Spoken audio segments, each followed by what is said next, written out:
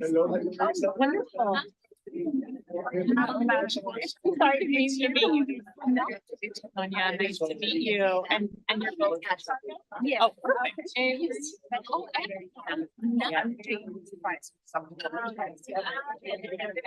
Myself on some tropical island. No noise. Oh. And no laundry. No eating. So much food.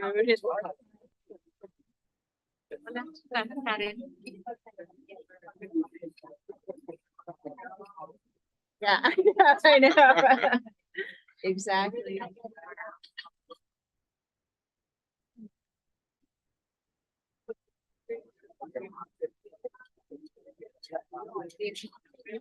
We saw a while. And we started talking about children.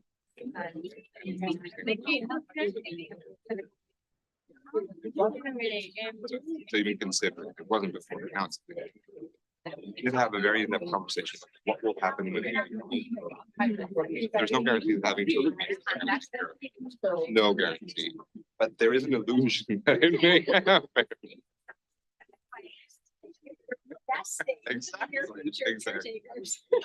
It might not happen, but the idea of it is kind of comforting.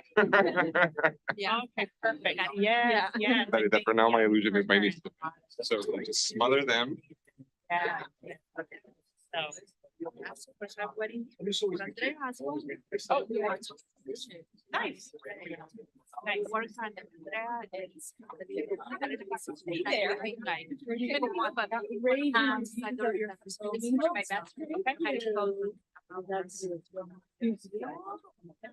Are you based here? Yeah, nice. Yeah, and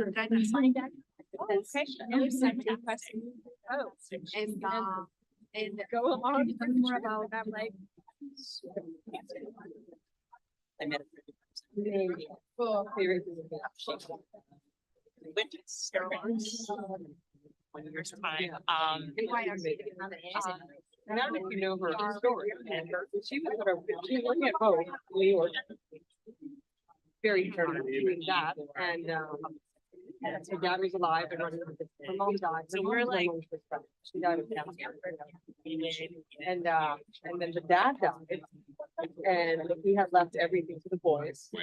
And the boys were like, what? This is crazy. And they decided to get organized so that three of us could run the vision equally. And so very cool of them. And Amelia came back and really committed to the VR. Of course, she really didn't have to, right? I like at all. And she loved it. So anyway, and the work that they do is really frustrating. It's powerful. Quite powerful. But it's the what they do is it's quite evolved. Like for example, like they take over the management of the Ministry of Education and help them figure out how to improve education instead of just giving them money for credit. So yeah.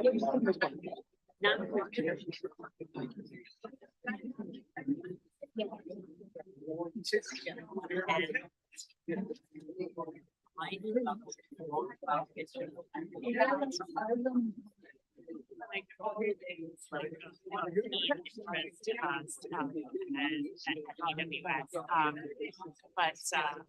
but then we also do a lot of work like cloud series. But that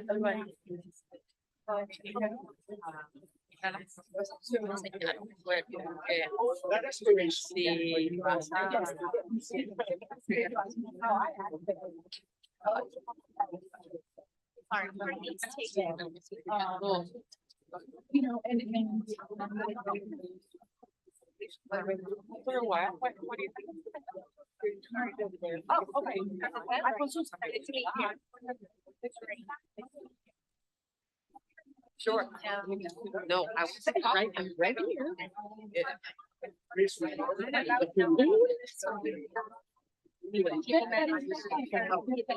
Yeah, no, she's amazing. Did you meet any of the other brothers? Did you have one?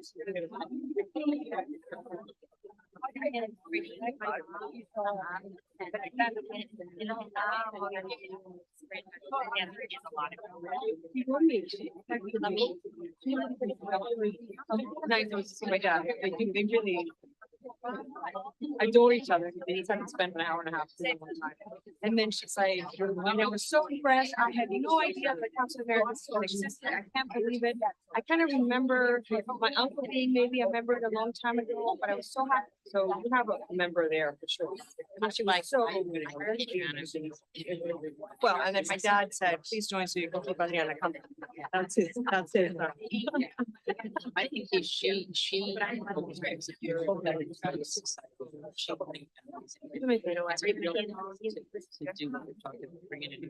Yeah. Really get the. Muy bien, les dije, les dije. There were 2 reasons I was showing up today. Was to see you and to see you. And they were thrilled. My parents were thrilled with both. So we're so happy to be here. They're in the DR.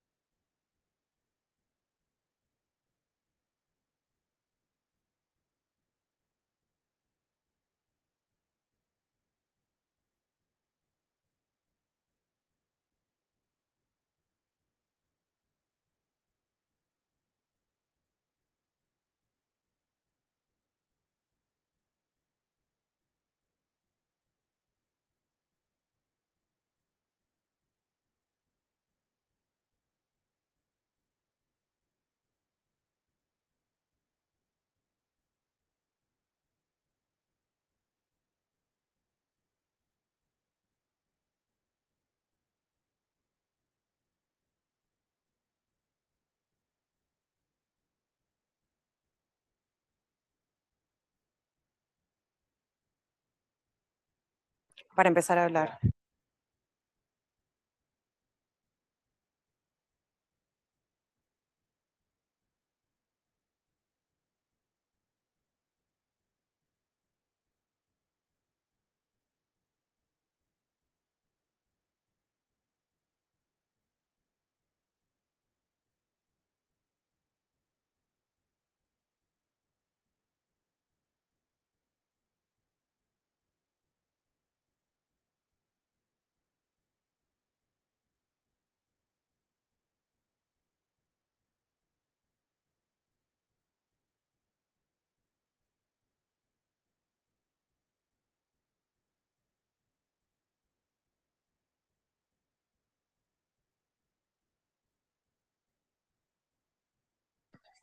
Good morning, everyone. We're hoping to get started on this beautiful Friday morning. The rain has stopped. And part-time weather. So if we can get everybody to take their seats.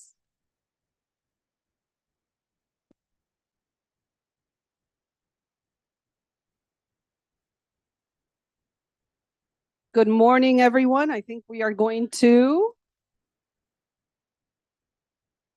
Can we close the doors? Una.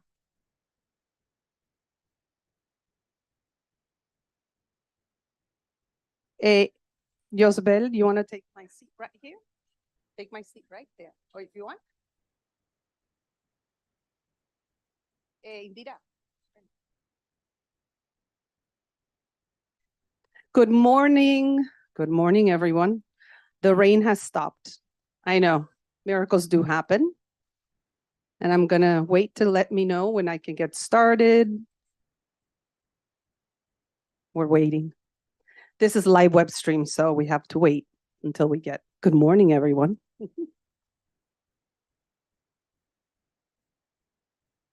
We're waiting.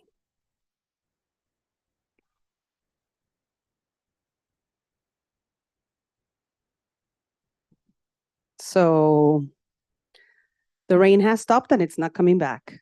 Okay, good morning and welcome everyone to our 8th annual Women's Hemispheric Network Conference in Miami.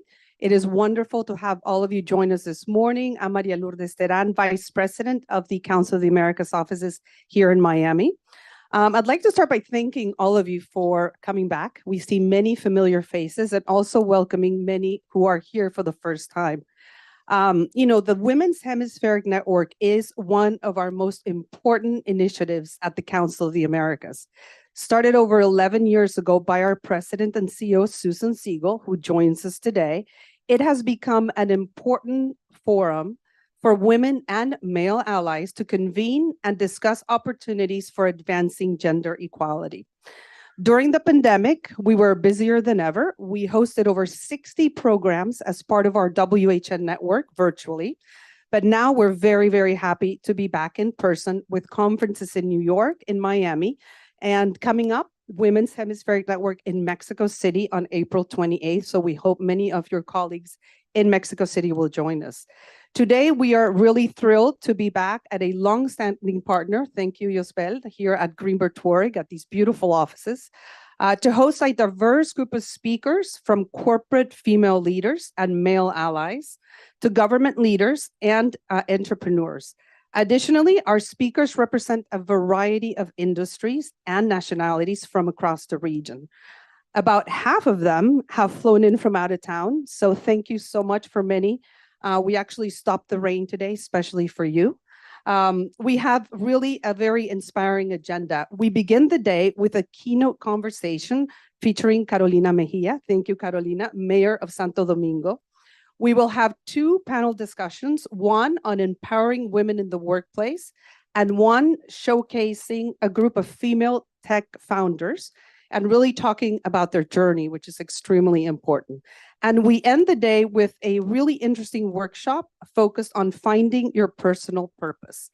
We really hope you enjoy today's agenda. It's really quite extraordinary. And most importantly, you're here to really continue to build your network. So we hope you will do that today. Before we begin, again, I really want to thank Greenberg Touring. I wish I had these offices, but that's going to take about 30 more years. And again, really for the continued support, thank you so much. I also want to thank my amazing team at Council of the Americas Miami, Mercedes, Indira, Luciana, Andres, Cindy. You guys are amazing, amazing, amazing. So thank you so much. And now it is my pleasure to introduce Marina Olma-Pal, shareholder at Greenberg Touring. Marina?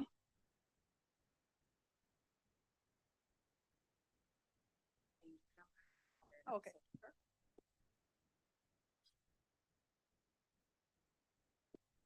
Can everyone hear me? Okay, excellent. All right.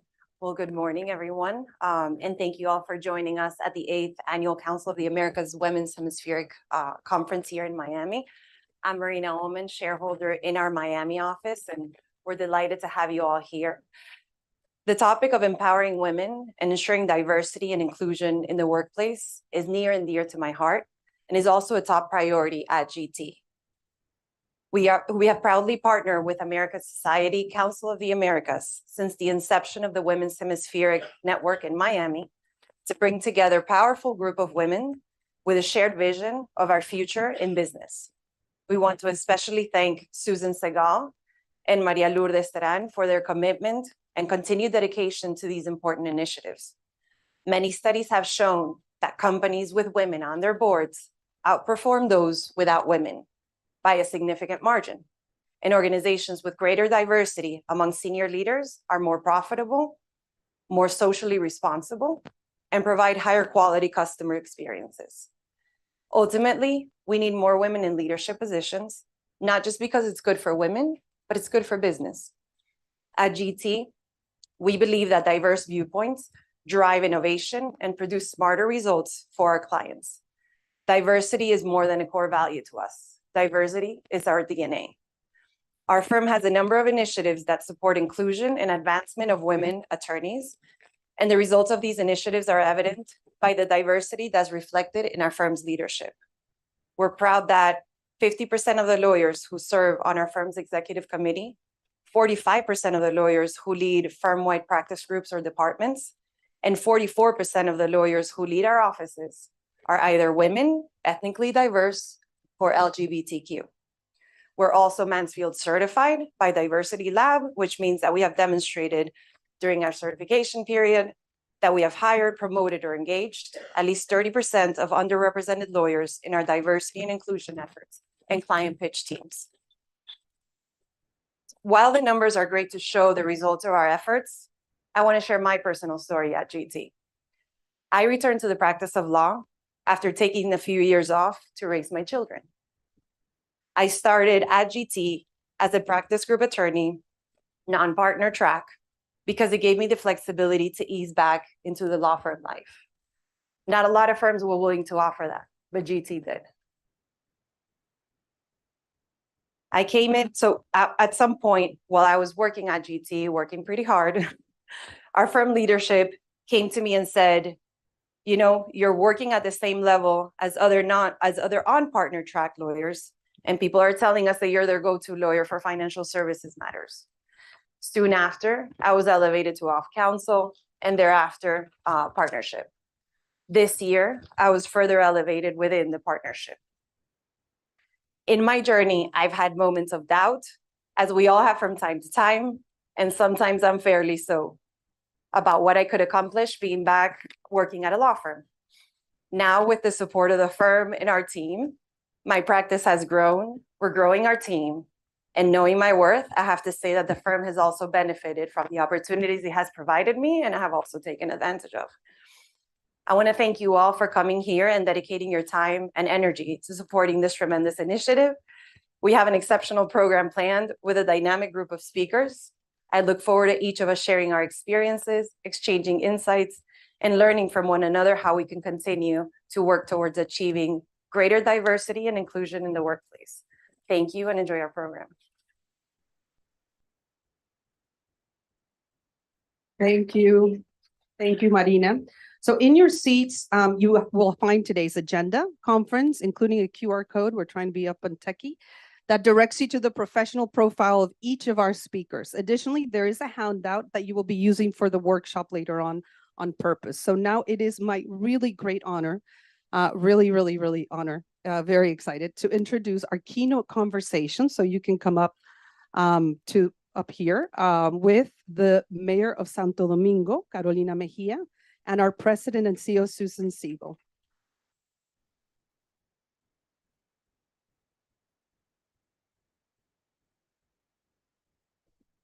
Good morning to everybody. Yeah, you got it? Good morning, everybody. It's good to be here. Before we start the panel, Maria thanked everybody, but no one thanked Maria. So I'd like to thank Maria for all of her work in putting this together. So this morning, it is just a great honor for me to introduce and be able to have this conversation with Mayor Carolina Mejía. She's the first woman mayor, female mayor in the Dominican Republic's, I didn't know this until now, 524-year history. That's quite a history. She is also Secretary General, as she told me this morning, of the Secretary General of the Partido Revolucionario Moderno, PRM, the current ruling party, and Vice President of the Unión de Ibero-American Capital Cities. So she not only is taking a leadership position in her own country, but she's taking a leadership position well beyond that. As we learned, because Andrew Martin, who's seated right there from Pfizer, and I just came back from the Dominican Republic. Everybody in the government in the Dominican Republic, just about at this point, has also been in the private sector, which makes the Dominican Republic a very unique place, because there are very few places in Latin America where you can actually say that today. But she is a driving force. And as we were talking today, she told me that she started by wearing suits as mayor, and then she decided that she needed to wear jeans and sneakers, actually Michael Jordan sneakers in multiple colors. Yeah, a fan of Jordan's, yeah. And so she's really added her own imprimatur to what it means to govern the city of Santo Domingo. So with that, let's just start, because you can tell how much personality she has by just looking at her up here. So you started your career in the private sector. You transitioned into the public sector. Tell us about your journey. Well, first of all, I would like to thank you once again, Maria, Susan, for this great opportunity. For me, it's a privilege to be here among incredible women and a few men. So thank you very much. I would like to talk a little bit about me, just for you to know. I'm married to Juan Garrigó for 30 years. I have 3 kids, grown-ups already, 39, 29, 24, 18. I'm Hipólito and Rosa's daughter. I have siblings. I am a friend. I'm a businesswoman. And now I am the mayor of the capital of the Dominican Republic, Santo Domingo. When I look at all those different roles that I play, I could say that service, it's the common factor in all the different aspects of my life.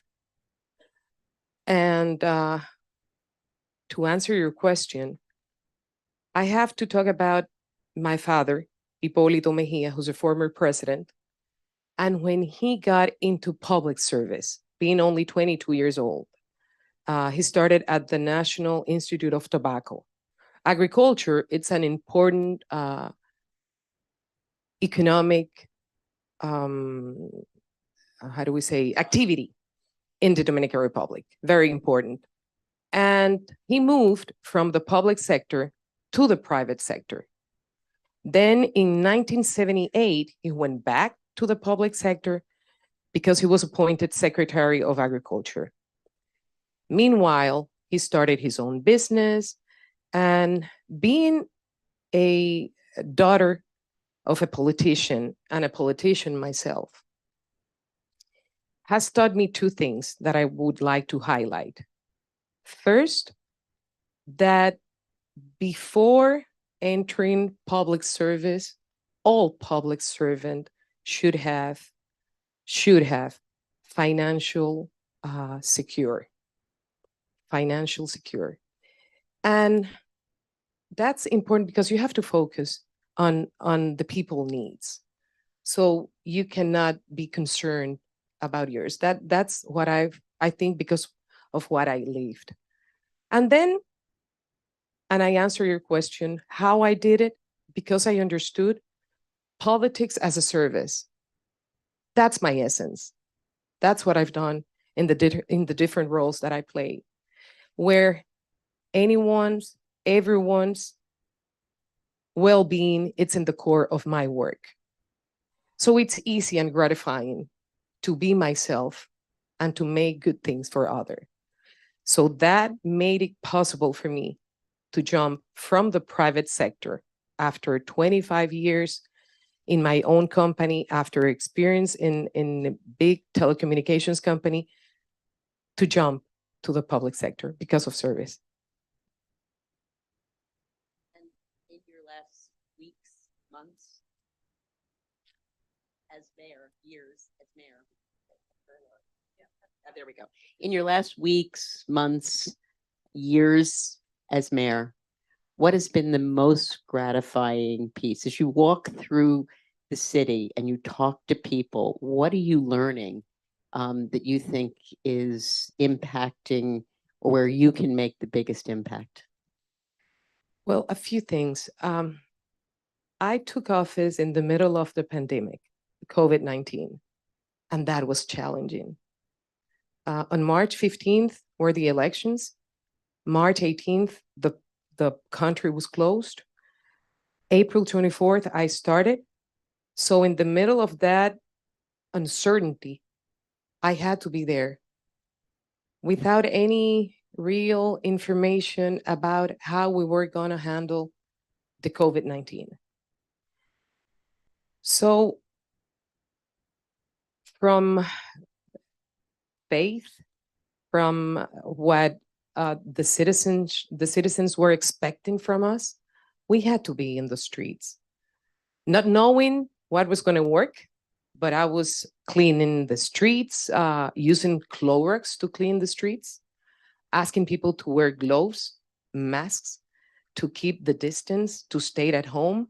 I was always in the streets. And actually, as an anecdote, for my family, that was quite hard because I was asking everybody to take care of themselves. And whenever I went back to my house, my son, my kids and my husband looked at me like, are you bringing something bad from? So you're thinking about everybody. What about us? But that's part of our responsibility. And that was a big thing, challenging.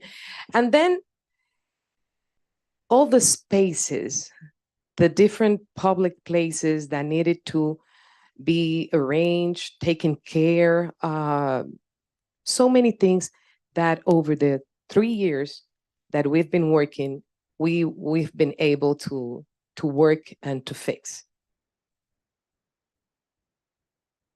So at breakfast this morning, we were talking about the fact that you need more women to be in high-level places in the Dominican Republic. Now, I'm privileged. I spent 2 days with the vice president. I've now spent a day with you since I met you in the airport yesterday. I guess the deputy governor of the central bank is also a woman. Yes. But tell us a little bit about other women and the path for them and how you're helping them.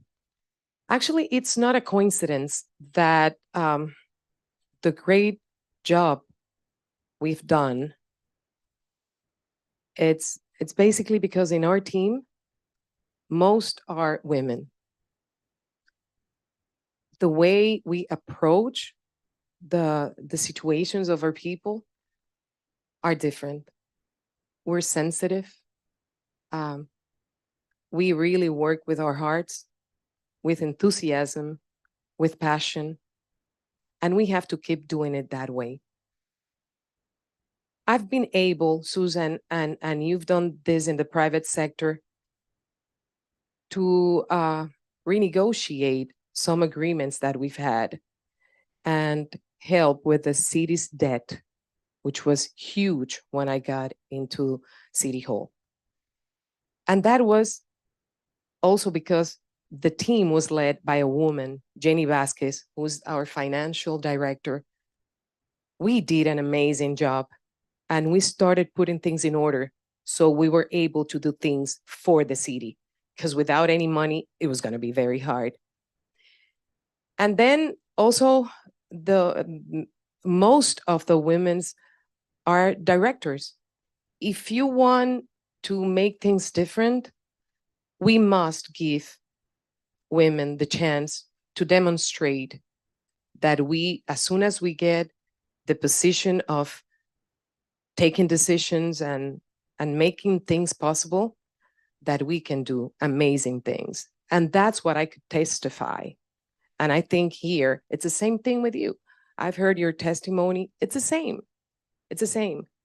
We need more women backing up women so we will have a better world.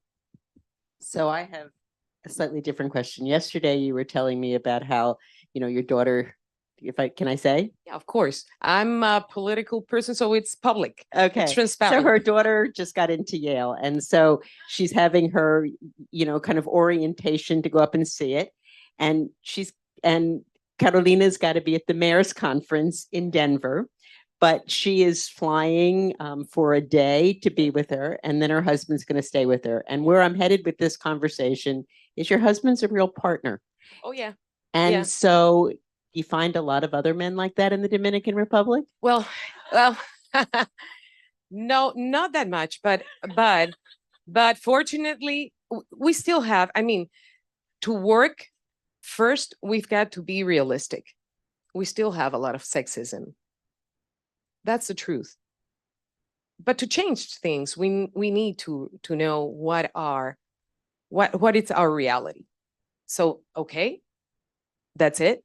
But at the same time, in spaces of power where decisions are being taken, we have a lot of men pushing and helping women. At home, I'm very lucky because I have a father who's a feminist, 2 brothers that believe we can make it, my husband that he every day does whatever he can to make it possible for me to do what I do. My 2 kids, one of them is a politician too. The other one is into the insurance business. And Isabel, I was telling you, Susan, that in our family, even though my father was president, no one likes politics. My brothers don't. My daughter, Isabel, I'm not going to talk about hate, but she doesn't like it. And I really believe everyone is a better human being when we learn to respect others' decision. And that's what I've taught my kids. My mom passed away a year ago. And when I told her in 2016 that I accepted to run as vice president with our President Luis at that time, when our party was founded 2 years after we had our first elections as a new party, and my mom started crying. And she said, no, you cannot do the same thing Hipólito did to me. I hate politics. And I said, Mommy, I'm not asking for your permission. I'm just telling you my decision. And I know it hurts. Come on, she's my mom. Of course it's understandable. Because it's hard. But who said that life was going to be easy? It is not. But it changes depending on the way we look at it. So I decided for public service. And as I said, it's because it's a service. And it's just me. So I think everyone at home, it's a better human being, citizen, because of my decision. They have to accept it. They have to be tolerant. And as you walk around the streets, do you have a lot of security, or do you feel like you can just walk around the streets and be the mayor? Yeah, well, yes. Actually, that's me. I'm a free soul, and I love just being me. Um, and that I think that's a treasure. Truly be you. That's it. Defend that. And of course, I understand I could not go to certain places by myself, but I just enjoy being around people, especially in these very poor suburbs that we have, where people are so nice, caring. I mean, everyone and anyone could feel that my ultimate goal is to nurture and improve everyone's well-being. So they feel that when something is real, you feel it. It's like here, being here, it's amazing. I look at every one of your faces, and it's just so easy just to talk and to share what I have lived and our experiences. I see Adriana after so many years. So good to be here. A friend, Soledad, from my party. It's good to be here. The energy is good. Women, we are good. So public-private partnerships, everything in the Dominican Republic, everything we heard was public-private partnership. And I think that's terrific. Because that's really going to give you a path and the funds to get a lot of things done that if you just had to worry about the public sector financing it would never happen. So what are some of the really interesting public-private partnerships that you think about that you've implemented in the city? From my private experience, I brought with me certain skills, my negotiation skills, my financial efficiency, if I could say, because it was very efficient what we've done, renegotiating agreements with the waste management companies and the city debt, as I said, and the negotiation. We didn't have the budget to do as many things as we wanted. So as a salesperson that I am too,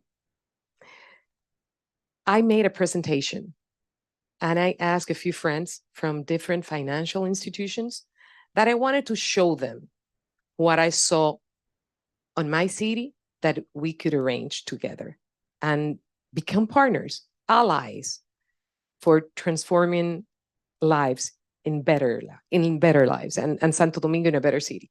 So if you close your eyes and you imagine parks abandoned, litter spaces, territories full of dirt, garbage, no benches, no playgrounds, no lights.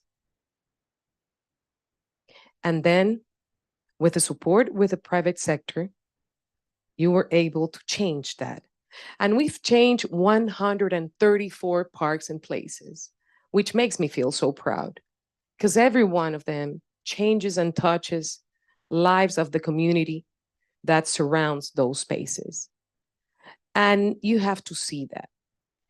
That's really something that makes me so proud and thankful that having those skills from the private sector, bringing them to the public sector and being able to materialize the things that I've learned and that could change and better the people's life, people's well-being.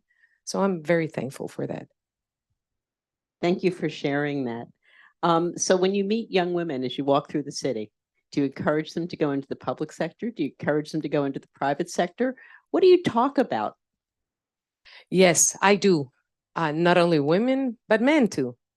Actually, in the party, a few of my friends' sons and daughters, they've asked me, "Hey, I want to do politics with you," and of course, my friends want to kill me sometimes. Yes, they do, because I feel so happy when young people decide to work with us.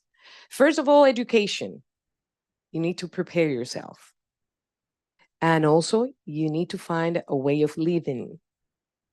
That's important, as I said, because we must be as public servant financially secure. That's important. So I just encourage them. And of course, we need the confidence that we can do it. And we must be surrounded by people that think like us at home, I've learned to defend fiercely my principles, and that's what we all should do in the places that we work at or that we live. And do you in the city have retraining programs for men and women to help them build the skills that they need today, or is that mostly done at the federal level? Yes, yes, we do. Actually, we have a very special one. We have a barrio called Villas Agrícolas and a training program that we have I would love to show anyone that goes to Santo Domingo that program. It's in the middle of the transfer station of garbage. 20 years ago, they built that infrastructure in the middle of Villas Agrícolas. And there's no dignity because it's surrounded by garbage. And I need to change that. I have a project, but it depends on the final destination of the garbage when we collect it. So we're working on something. Meanwhile, I decided to do the best technical program that I can offer right there in that barrio. So we could repay or at least give something back very specific to the young people around. So I've practiced there. I've learned a lot about, I have a metaverso experience with the guys and great things happening there. So, yeah. That's really cool. Let me take a couple questions from the audience and then I'll come back and ask some more questions. Does anybody have a question they'd like to ask? Nobody has Adriana. I knew I could count on you.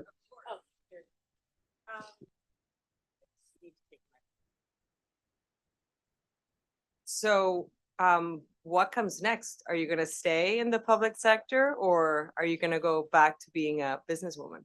No, I'm going to stay in the public sector, not as a mayor. Uh-huh. Not as a So mayor. go on, Yes, continue. yes, not as a mayor. It's been such a great experience, but as I know what I want, I do know what I don't want. I think my work here could be followed by someone else that would be, of course, that I would be, I hope it's someone from my party and we will be always together helping and everything. But I think I can, and I would love to do it more nationally, Adriana. And in the future, keep moving forward. Yes. Yes, please. Oh, right here. We'll take this one and then we'll go across over there. Hi, thanks, Susan. And thank you so much for your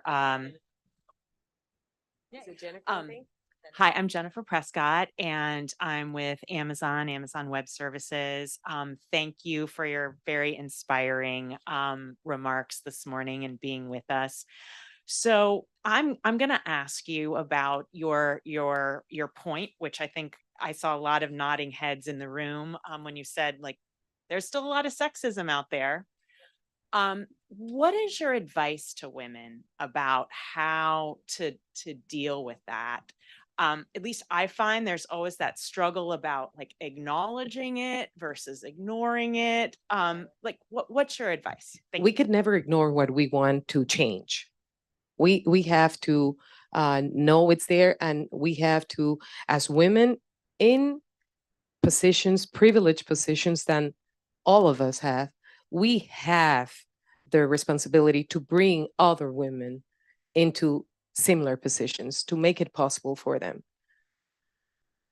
And also that being, for example, Secretary General in a position that it's basically men's, being myself and bringing to the table the characteristics of a woman, it's what it's, I think that's what we should do. We have to be true to ourselves. We have character. We are hardworking multitaskers, amazing human beings, and we have a lot of men that have confidence on us, and they know that we can do better, and they want to help. We find them. So that's what we need to keep looking and realize we have sexism, but that's not going to stop us from growing and improving and working for another woman. Men and women, we both need to work to make possible that another woman have the chance to prove their abilities. Thank you. No. Okay.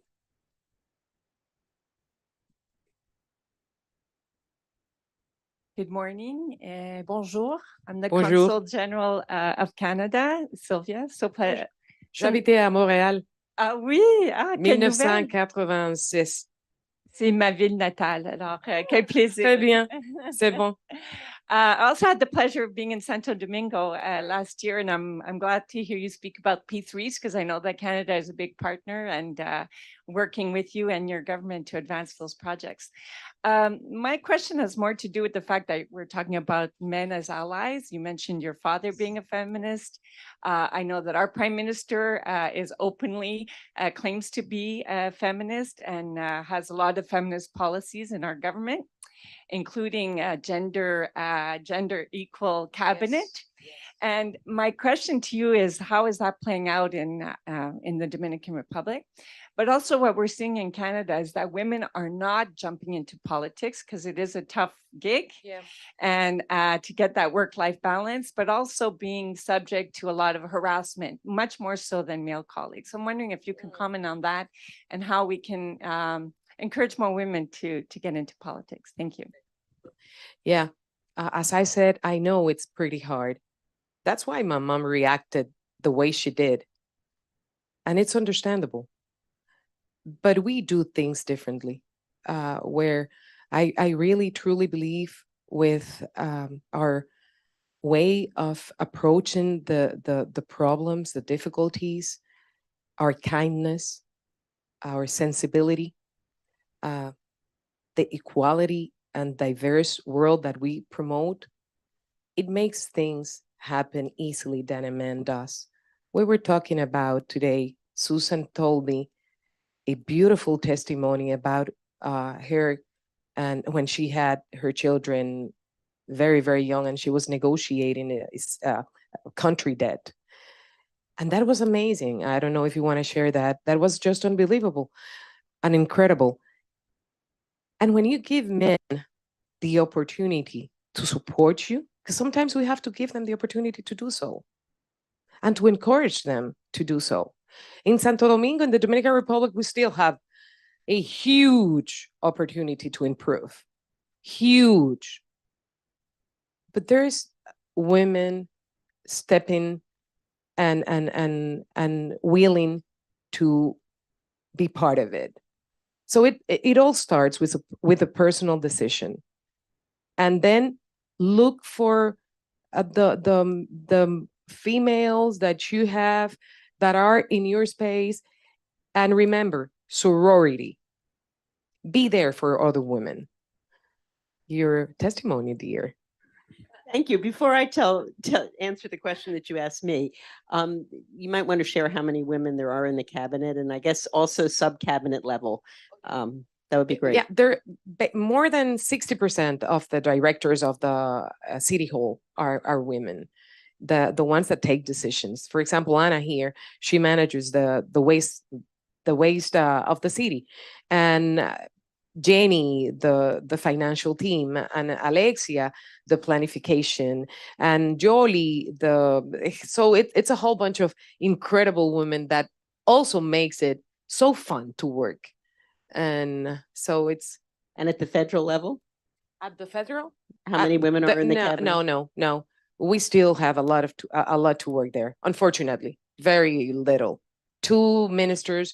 Anil is here, our counsel in Miami. A great friend, a great politician too.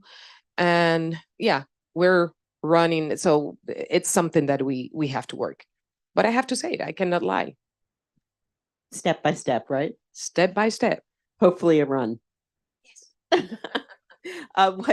What the mayor was referring to, what Carolina was referring to, is when I had my son, my first child, I was renegotiating the sovereign debt of Brazil, and negotiations happened not just during the week, but happened during the weekend, and I did not have a nanny.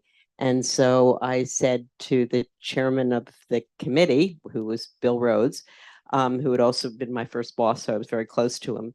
I said, you know, if you want me, then you get my baby as well. And he said, okay. And so I arrived. I did this multiple weekends, Saturdays and Sundays, and I would bring my infant son in a basket to the negotiation. I'd go into the bathroom to nurse him. But what I found, and what everybody found, is that all the men, both the bankers, but also the Brazilian government, waited in line to hold him. And so, That's so nice. but it even gets better, because on a Sunday I went and had brunch with the president of Central Bank, and I said the same thing. I can't come if I can't bring my baby. So we sat at the Carlisle having brunch with the baby in between us.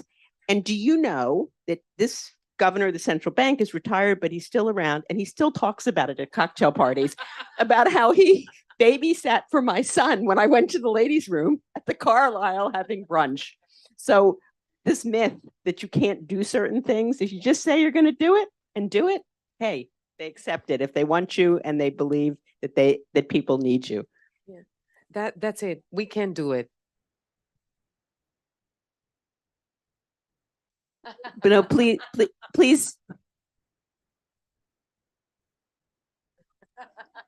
That's what Argentinians might be.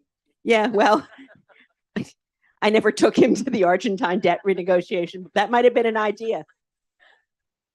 But I took my kids to all my political activities when they were kids, and I was working for my father's campaign. And I have pictures of them in the middle of a big meeting, and they were just babies.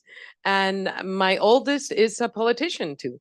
So yeah, it works. It works pretty well. Just don't be afraid.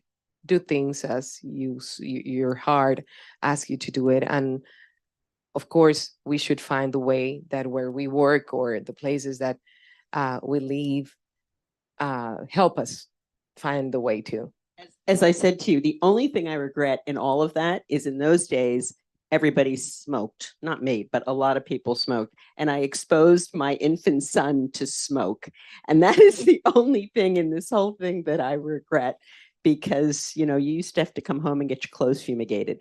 But outside of that, it was fine. Yeah, well, nowadays, you don't have that problem. So bring your kids. Do you have another question from the audience? Yes, please. Just identify yourself. Does this work? Okay. So I'm Fabiana. I'm with Cargill. I want to continue on this theme. I'm hearing a lot about you yourself. You raised 3 very successful children, all while maintaining a very successful career yourself. So to someone like me in my early 20s, and to someone like your daughter, what advice would you give to someone of our demographic who, let's maybe say, who's been told by society, you have to choose between having children, having that life, or a career? And how are you able to balance that and prove that they're not mutually exclusive? What would you want to tell your daughter? What would you want to tell other young women? First, I think that what really works is that you organize your life. You do it effectively. That's also because I'm a household. I still manage my home. I do a lot of things. And I don't want for example, at home, that they feel my absence that much. So I do flowers. I do certain things to be like there, to notice my presence there. So you have to organize and be disciplined in your personal life. And you have to decide. The decision starts with everything. After you take a decision, that makes you confident and able to do it. But it has to start with that decision. power, it's the ability that you have to decide, to work something for you before, so you're able to do things for you and then work for others. So it starts with you.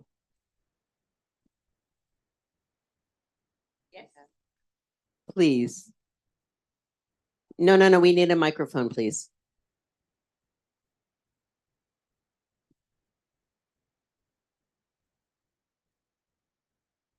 The reason we need a microphone is otherwise it doesn't make it to the webcast. No, turn it on. Wellington, male banker, no babies yet. You mentioned a negotiation as a multiple times in the presentation. I guess my question is, as a female coming into negotiating tables, either in the public or private sector, do you feel at some points as a disadvantage, or how do you come in with your fresh perspective and yourself and coming into those negotiating tables to drive some of the outcomes that you can? And what sort of resistance have you ever found? Well, not because I'm a woman, I have felt any resistance. But what I do when I negotiate is that I go knowing that I can achieve what I'm negotiating. I have a strong case or a strong negotiation, a strong point, and I'm pretty sure I can defend that. I think being a woman helps, because what I've experienced is that when there is a male I'm negotiating with a male partner, as I said before, we're kind. We just want to show our points, what we want to get out of that negotiation. And I don't know, I think we have like specifically that ability of showing what we're looking for. And that being very clear of what you're trying to achieve, it's important. But I've never felt any as a female, any situation or difficulty to negotiate with the partners and the allies that we've been able to work in different projects at the city. It's not only companies, private companies, but also citizens. Because in order to sustain a space after you invest in infrastructure, if the people around don't take care of those spaces and don't have the sense of belonging, it's a waste of money. So it's like a partnership with everyone. When you want to get a good result, you must find all the people that you need to negotiate with and to bring in to the project. So you're headed off to the mayor's conference in Denver. And one of the things that we heard in the Dominican Republic is the need for the Dominican Republic to start looking outward, not just looking inward. So what do you plan to bring to the mayor's conference? What do you want to take away from it? What do you want to bring to it as, I think, the sole representative from the Dominican Republic? Actually, municipality in the Dominican Republic is very different than in other cities in Latin America and here in the United States. We have less competences, so that's why it's so challenging what we do. For example, in Colombia, the municipalities are in charge of the health programs, of the education programs, of the police, and we only have certain things to take care of, not that many. So that's why the budget is like it is. But we always bring, considering the situation that we have, the population that we have, we always bring our experiences in the things that we've done. And because of, I was very lucky to be part of the Bloomberg Harvard program for mayors. 2 years ago, they asked me to join them, and it was a great experience. So we have this whole bunch of mayors from the United States, Europe, and some other cities of Latin America. that we always kept in touch and we share the difficulties that we have, the possibilities that we have, the challenges, and we keep exchanging our experiences to see if you've done it before and maybe I don't have to live through that. I'll just take your advice and do things like you did. So that's basically what we do. We share our experiences, specifically in municipality, and it's very productive. And you think that that'll be the best opportunity to hear what other mayors are doing in other cities and also to bring back, get to know, build your network. Oh, yes, yes. Actually, it has worked pretty well for us.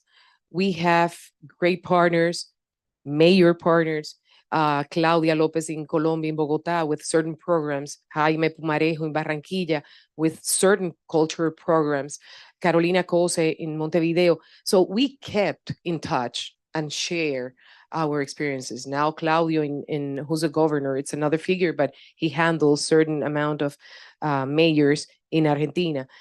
It's a good network, a great network. Great, thank you very much. So finally, our last question. What message would you like to leave for young professional women who are watching today about embarking on a career, whether it be in the public or private sector? Not just about embarking, but what do they have to do to get to the top? Because that's the big challenge. Well, believe they can do it. We have to believe in ourselves.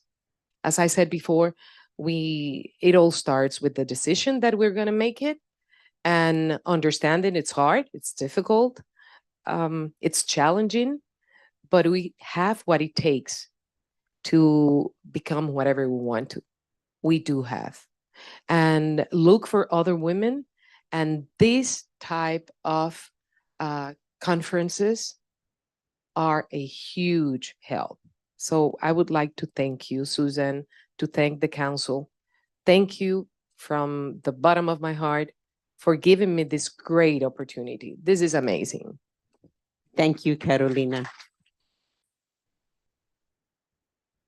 This has been a true honor and a pleasure to be sitting here and having this conversation today. And we look forward to continuing it both in Santo Domingo and also in other places in the world. Thank you. Thank you, Susan. And I would like, I have my card there. If anyone wants my information, just in case you pass by the Dominican Republic, you're going as a tourist or on business, I would love to see you there. It's your city. I hope you feel at home, which is Santo Domingo. It's a special place to be. Our most important treasure, it's our people. Kind, nice, close, funny, good people. So I have my card here. Whoever wants the information, please feel free to ask. And as I said, I would love to have you there. Thank you very much.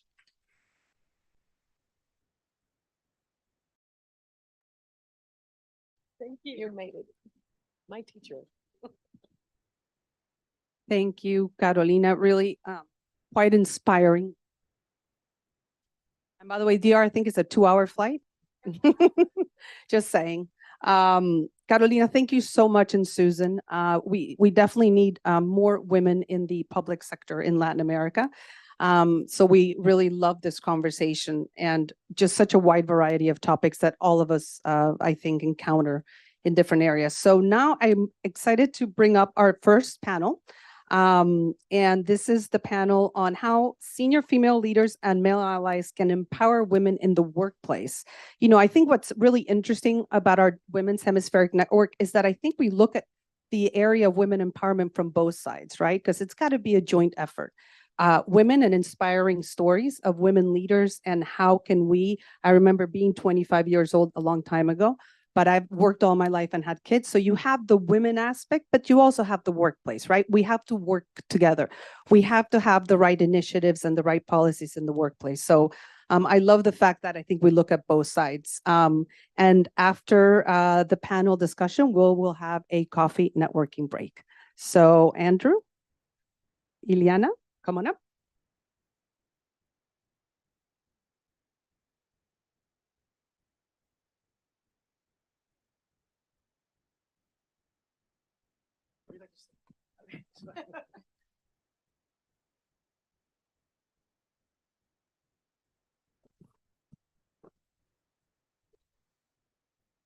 Good morning, everyone.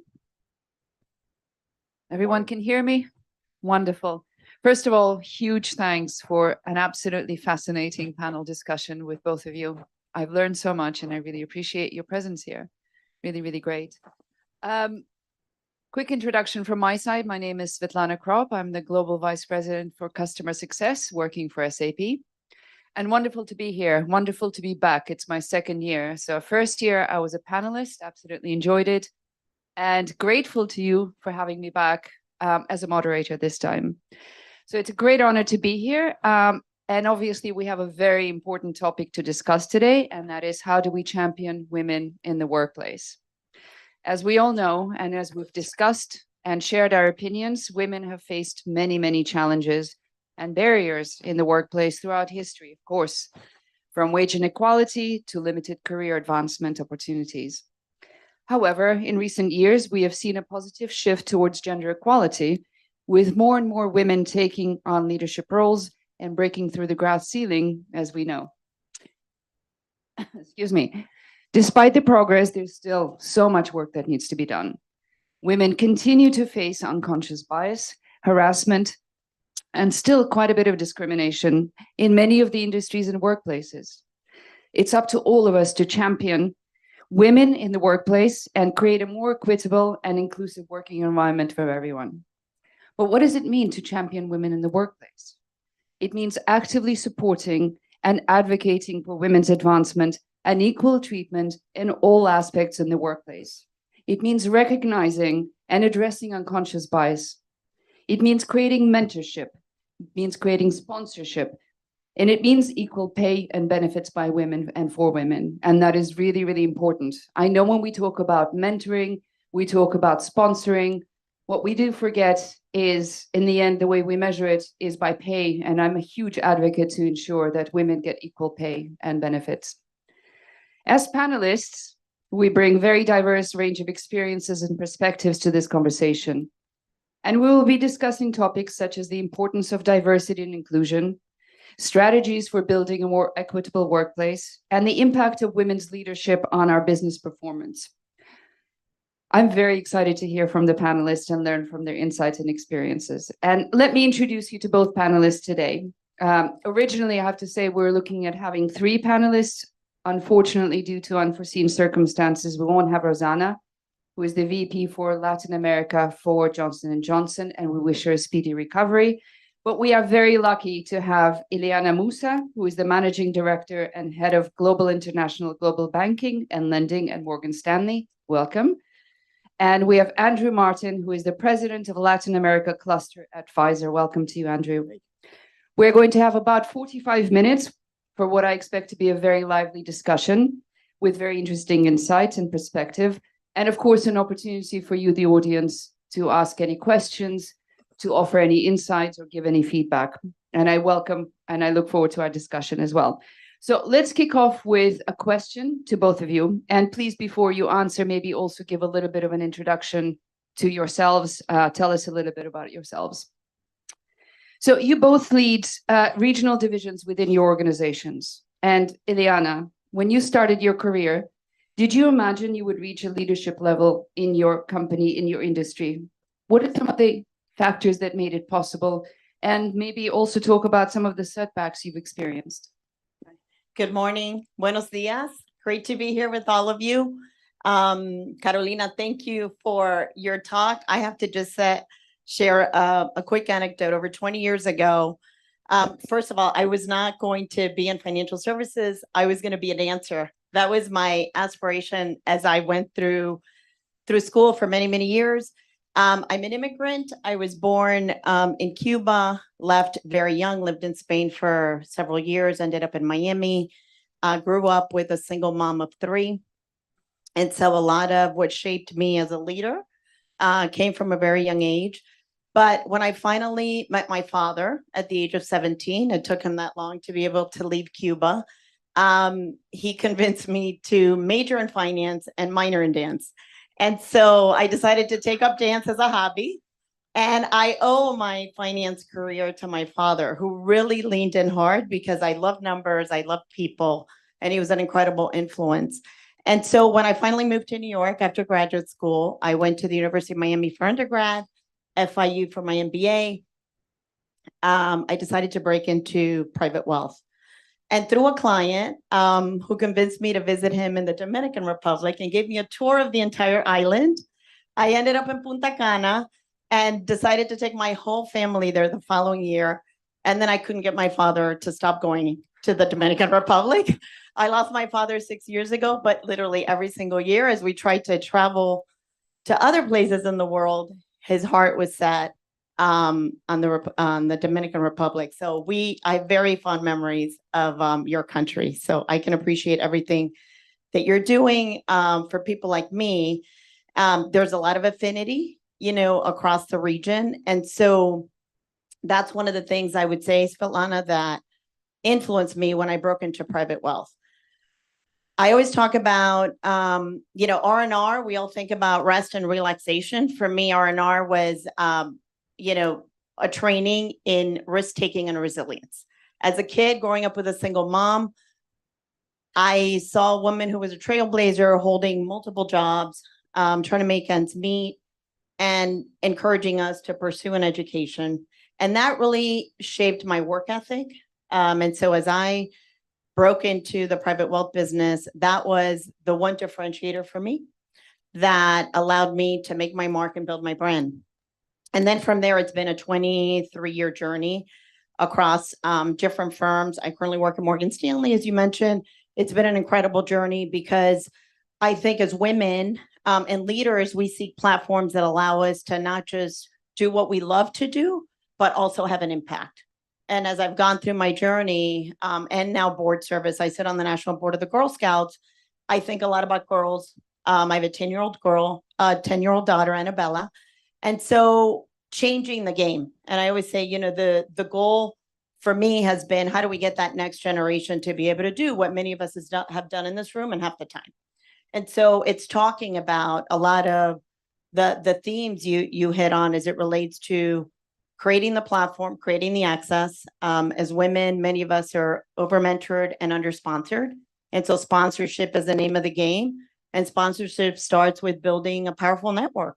And so leaning in and building relationships with individuals that look very different to us has been very rewarding for me. That network has really pushed me to, has just been advocating for me, but also at times of adversity, being able to stay the course. Because the research shows that for all of us women, and this is, I always focus on what do we control.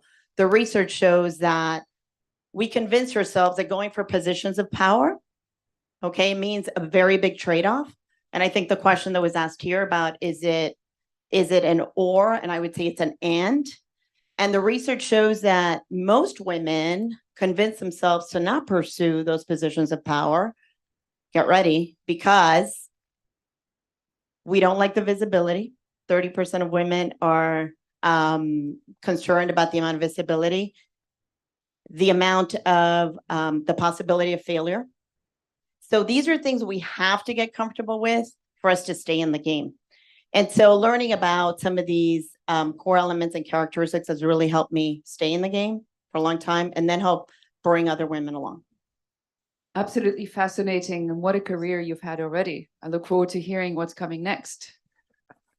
Andrew, same question to you, but also in addition, maybe another part of the question, how have you paved way for women to reach higher leadership position within your organization? Well, first of all, good morning, everyone. It's a real honor to be here and to be able to participate in a conversation that I'm incredibly passionate about.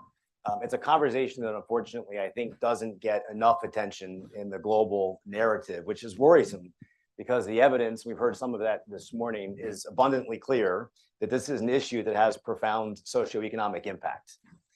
So I want to thank the council and thank both of you for the opportunity to participate in this panel discussion this morning. So to your first question, did I think I'd be in this role as a young man? And the answer is probably not. I mean, I always envisioned or hoped that I'd have the opportunity to make a meaningful difference. I was never focused on title or role, rather on the opportunity to make a difference amongst the colleagues in the organization in which I worked. And as I work in the pharmaceutical industry, obviously to make a difference in the lives of patients and physicians at scale. I don't think for 1 second that I would be in this position if it weren't for the incredible number of sponsors, advocates, mentors that I've had throughout my career, the vast majority of which have been women. I would submit, absolutely, I would submit that the vast majority of the leadership skills and those that I lean into on a daily basis are also skills and values that I learned from women. And you highlighted a few of those this morning, including empathy and authenticity. And it's a shame because many men unfortunately mistake empathy and vulnerability as signs of weakness, which is a categorical flaw in thinking. It's actually, in my perspective, a sign of confidence and power, and admitting that you don't have the answer all the time and seeking different perspectives from others. Last, I think any leader would be lying if they didn't say luck played a consequential role in where I am today. There's always a confluence or a lining up of the stars that are, I think, necessary for anyone to get to positions of leadership in an organization. From a personal perspective, I've been happily married for 19 years. I'm the father of two wonderful boys, 12 and 15 years of age. When I'm not working, I live on a baseball field. Both of them are incredibly active in sports. I think I was saying to Susan the other day that I'm nothing more than a glorified Uber, not even glorified, I'm just an Uber driver and an ATM machine. And I've got an absolutely astounding partner in my wife, Erin, who supports me every day and absolutely gives me the opportunity to do what I do on a daily basis. And then the last, I think, question is a three-part question in terms of what I've done to pave the way, or what I work to do every day to pave the way for women in the organization. I'll highlight one example. Last year, I was given the opportunity to assume the lead of an enterprise-wide organization called Men as Allies. And we work with a singular purpose, and that is to educate men to be more visible and vocal and effective advocates for women in the workplace. And for us, it all starts with education. I think most of us would agree that education is arguably the panacea that can cure most of what ails us as a society. And that is true as it relates to this issue. So we spend significant time around the world. We've now trained upwards of 40 men in most of the major countries and region around the world to go out and actually build networks of men within their organizations to help them understand the unconscious bias and the microaggressions that unfortunately continue to reinforce gender inequality issues that we see on a daily basis. We work to make sure that every job posting that we have gender diversity in the candidate pool, and I think more importantly, in the interview panel. So we have to make sure that women are actually participating in the conversation with men and women who are interviewing for roles. We work to make sure that women have a seat at the table. So it's a classic example of microaggressions where all too often we find that men are the first to rush into a meeting or a boardroom, and we find women don't have seats at the table. And so we educate men to actively call out other men when they make those mistakes or when they talk over women. And so those are just a few examples of how we're trying to pave the way at Pfizer for greater gender equality. I love that. You know what? You should be holding these types of discussions across all industries with all men, because certainly in my industry, we can benefit from that attitude as well. Thank you very much. Ileana, I've got a question for you. So for years, financial services have been predominantly a male-dominated industry. And while we're starting to see a little bit of, or some gender parity in entry-level positions, the number of women represented decreases every time you climb through another rung of the ladder. What do you think financial services industry can do to address this topic? Thank you. So we've been on a journey. I think those were some of the comments that were shared before. And if we look back at where we started and some of the milestones, there's a lot to feel proud of. We know there's a lot more work to do. So I break it down. It's what do we as individuals do? So again, this is across the industry. How do we encourage more women to want to pursue a career in finance and financial services? And look, you can't be what you can't see. A lot of women have said that, and I completely agree with that. If you didn't have somebody at home that worked on Wall Street, it's going to be very difficult for you to be exposed to that in a way that gets you excited. So how do we create experiences early on for girls? That's why I'm so focused on girls and my daughter, because we need to give girls more experiences and exposure to leadership, to positions of power at a very young age, so that you get comfortable with understanding there's a place for you to have a multitude of roles throughout your life. It's not about, we're all, I'm Ileana, the executive, I'm Ileana, the mom, I'm Ileana, the Girl Scout, troop leader, I'm Ileana, the chef. I think I'm a chef, I don't know. My husband says I am. So we play all of these roles, and growing up, sometimes we think that it's one or the other. And we have to get comfortable with understanding we're going to play all these roles, number one. Number two, it's sloppy. Early on in my career, I was thinking, you get to a place where your schedule's highly organized, everything falls into place. It doesn't work that way. You could be at this game for 20, 30 years. You could be at very senior levels. It's messy. My daughter knows when I say the mute button is not on, she knows she needs to be very quiet in the car. You're on a conference call, you're preparing lunch. It's just the way it is. And not just for women. I think based on what you just described, it's for all of us. So we have to get comfortable with that. And then we have to, how many of you play golf? Any golf players? Okay, I am trying to hone my golf game if there's such a thing. But I've been reading a lot about this, and the pros, what do the pros do? The pros, so we stand at the tee and we try to get it to the green. The pros, many of them, what they do is they go on the green and they look back, right? So how do you plan it back and play it forward? And that really resonated with me, because as we plan our careers, we need to think about what are we aspiring to do, and take time to say, this is where I want to get to, and these are sort of the steps I'm going to take, and then stay the course. So at an individual level, there's a lot we can do to get more women into the game. Then, as it relates to the industry, the sector, my company. So one of the things that we have is it's called Women Without Limits, and it's really a platform led by women, with men, for women, that's very focused on how do we have that seat at the table, use the voice at the table, and then use it commercially. Because all of these efforts, I firmly believe, the magic happens when you bring it to the marketplace. And so it's a business imperative. It really is a business imperative. And so having more women at the table means you can deliver to the marketplace, because over 50% of the globe is female.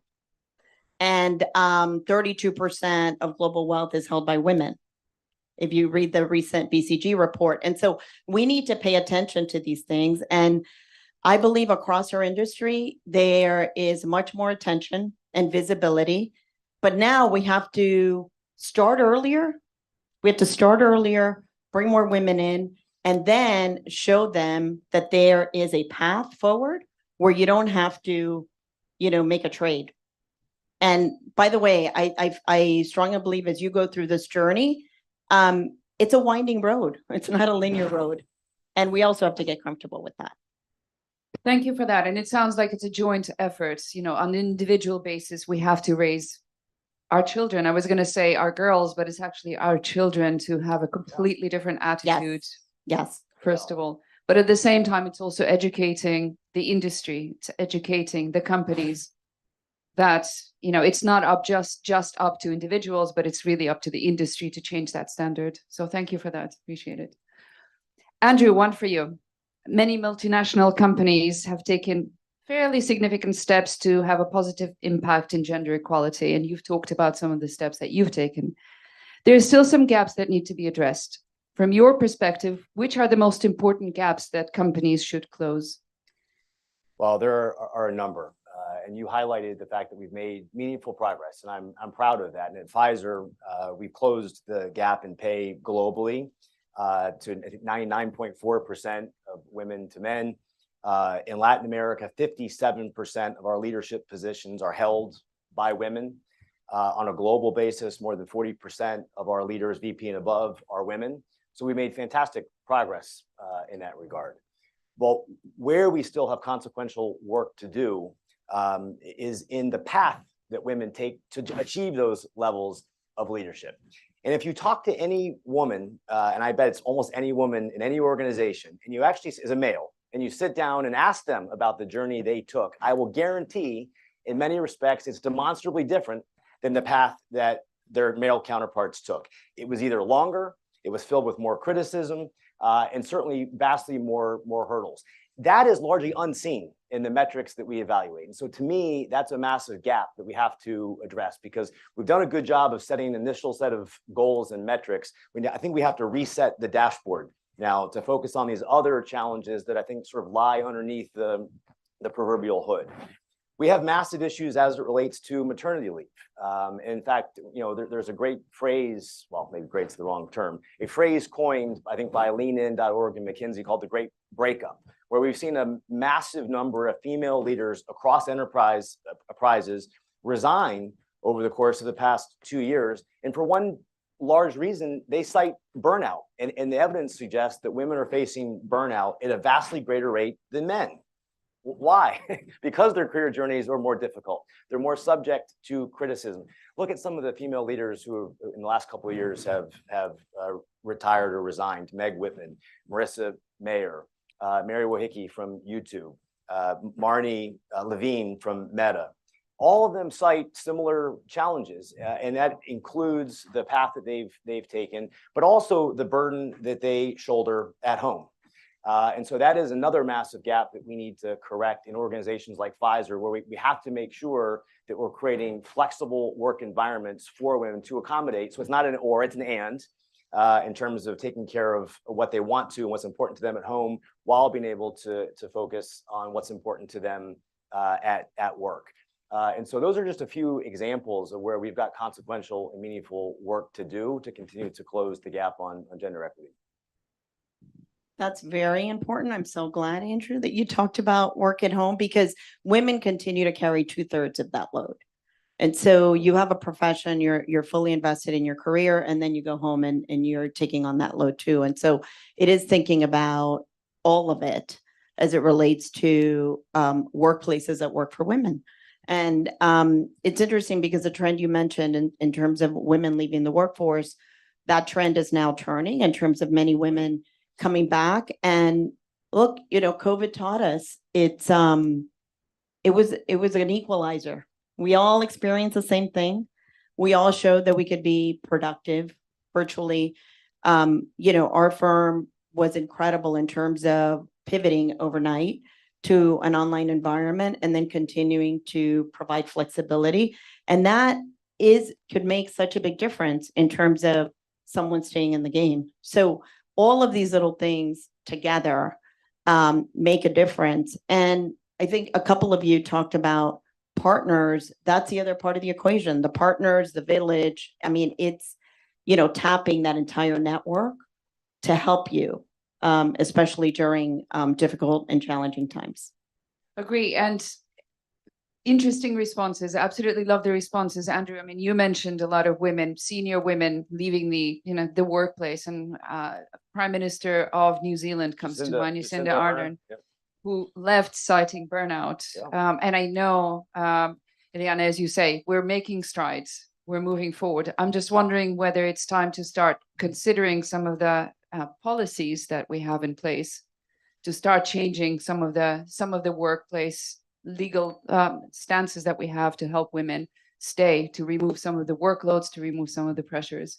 I think we still have a very, very long way to go, of course, and this is why we're here discussing the topic. But I think that's important. If I may just comment, I think that's important, and it is a critical component. But I think if we don't address the fundamental underlying systemic challenge, which in my opinion are still largely attributable to men who continue to fulfill gender expectations defined by culture and who perpetuate the stereotypes, some of which we've talked about.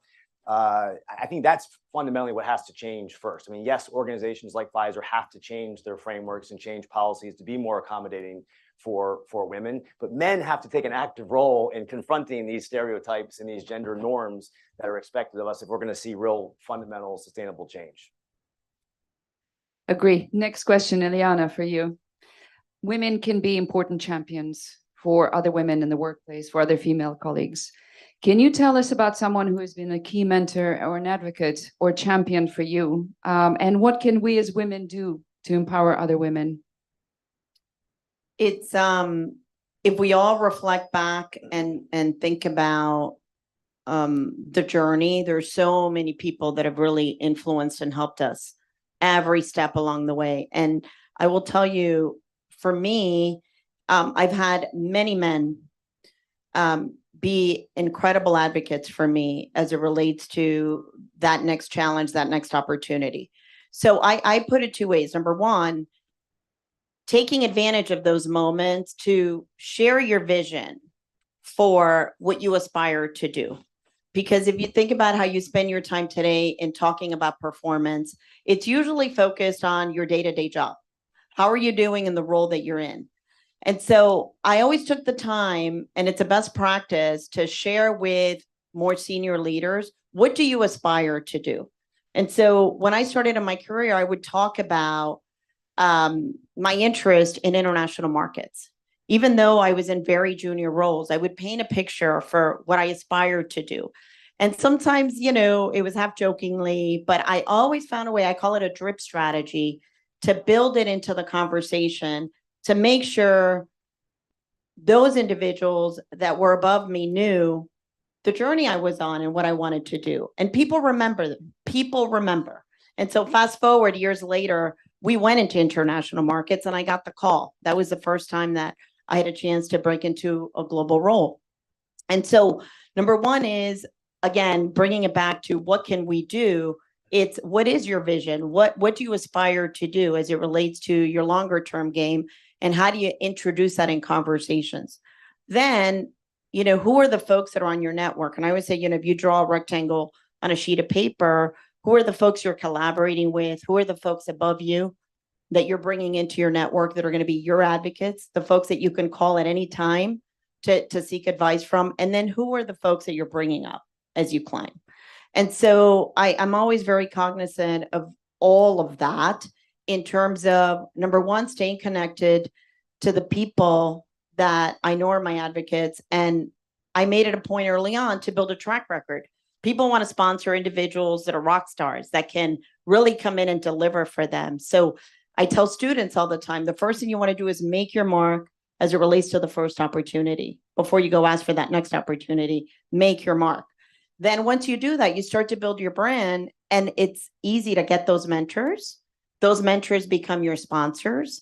And then those are the ones that advocate for you. So one individual for me that has been incredibly helpful to me was a manager when I was on the banking side. I wanted to cross over to investments.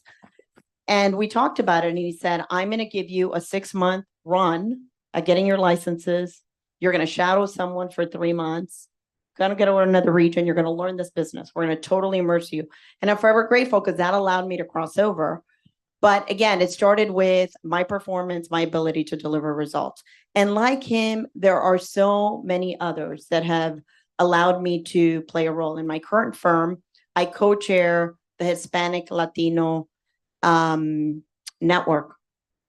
And my manager has allowed me to, and the head of diversity and inclusion has allowed me to transform that effort into a strategic initiative. So if you think about, usually the employee networks are social networks. We do it to collaborate, to create community. But again, you now think, well, I have an opportunity to collaborate with other Hispanic Latinos in my organization to make this a strategic imperative, a business imperative. And so we've evolved the work significantly. And so there are so many examples of individuals that have stood shoulder to shoulder with me and have advocated for me. And I always say the difference between a sponsor and a mentor, when you're not in the room, what's being said about you and who's beating that drum, on your behalf when you're not in that room. That's where the magic happens. When somebody's willing to put their reputation on the line for you, and they've earned the equity to be able to advocate for your behalf, and that carries a ton of weight. Leads me to the next question, which is to Andrew. Beautifully put, Ileana. So diversity and equality is something not only women need to fight for. And you've talked about the work that you're doing at Pfizer. You talked about being part of Men as Allies group. And you talked about why you got involved. How do you encourage other men to get involved? And how do you encourage men to support women's journey? Well, I think Men as Allies right now, for me, is one of the best platforms or vehicles for doing that, because we have global scale. And so we start with two basic arguments, one of which is the ethical and moral. And I think for the vast majority, at least of Pfizer colleagues, I'm pleased to say they're more than persuaded by the ethical and moral obligation to work to ensure gender equality, not just within our organization, but within the communities in which we operate. The second part of it, and it's been highlighted a few times this morning, is the incontrovertible evidence that suggests that when companies have a large percentage of women in leadership roles and on the board, they substantially outperform their industry peers. There was an article from McKinsey yesterday that suggested that organizations that have at least 30% of their executive team comprised of women are 50% more likely than their peers who don't to outperform the industry mean. So the evidence is overwhelming. So those who aren't persuaded by the ethical argument oftentimes are persuaded by the economic argument. The second part of it is showing the data with regard to engagement and motivation. And that is also overwhelming. So organizations that have diversity in terms of gender and race and ensure that everyone has a voice and feels included drive substantially higher of engagement. And we all know that engagement motivation leads to or is correlated to enhanced performance.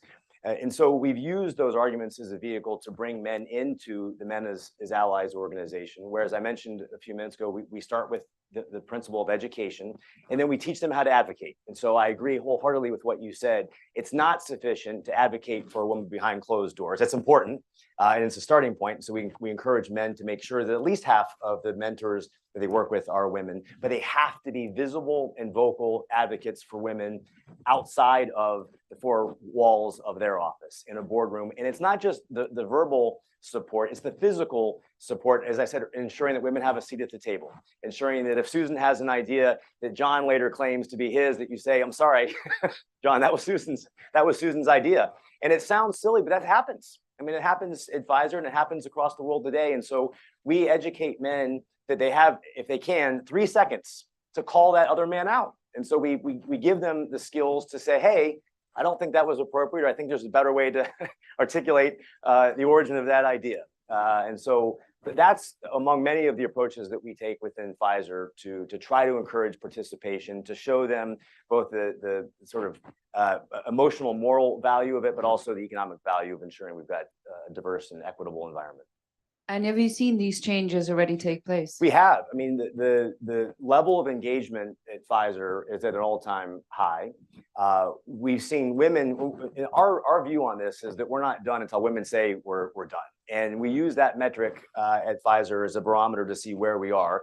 And we still have a gap. So if we ask men how many men they feel they play an active role in driving gender equality, that number is still 30 to 40% higher than the response we get from women. So it's a signal to us that while we've made progress, we still have work to do. So our goal is to make sure that women feel that men are as actively involved in gender equality as men feel they're involved in gender equality. Thank you for that. Ileana, next one is for you.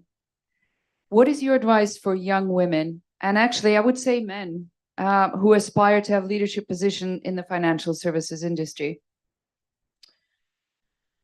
There's a lot you can do, and it starts while you're in school. And so I tell students, this whole notion of building a network starts when you're in school.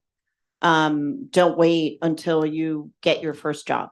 So the first thing is, which are the clubs that you're joining? I spent a lot of time at the University of Miami and FIU working with students. And there's this whole notion, you're so focused on your studies and you're so focused on landing that first job, you're not thinking as much about who are the people you're getting to know within the industries that you're exploring. And it's very, very important to do that. Number one, because it helps you figure out what you want to do. I always tell students, it's okay if you don't know what you want to do. In fact, I would say it's probably a good thing, because how can you know everything as a freshman? It's impossible. It's okay not to know. Allow yourself not to know so that you can explore and connect with different professionals to help you figure out what your passion is. And you're never going to do that until you get those internships and those experiences over the summer. You know, we have in Morgan Stanley a whole host of analyst programs, which are a great, great way for students early on to get exposure to financial services, get exposure to our firm, to understand what are the areas that they like. And so pursuing those opportunities and being very intentional on connecting with individuals in the industry is really, really important. That's number one. Number two, the skills that you acquire are also very important. And so regardless of your major, I always say there's things that all of us and every student should pursue. Technical skills are really important. Communication skills are very important. Those are the two I tell students are going to be important in any industry, and certainly in ours. And then on a personal note, I talk about wealth creation.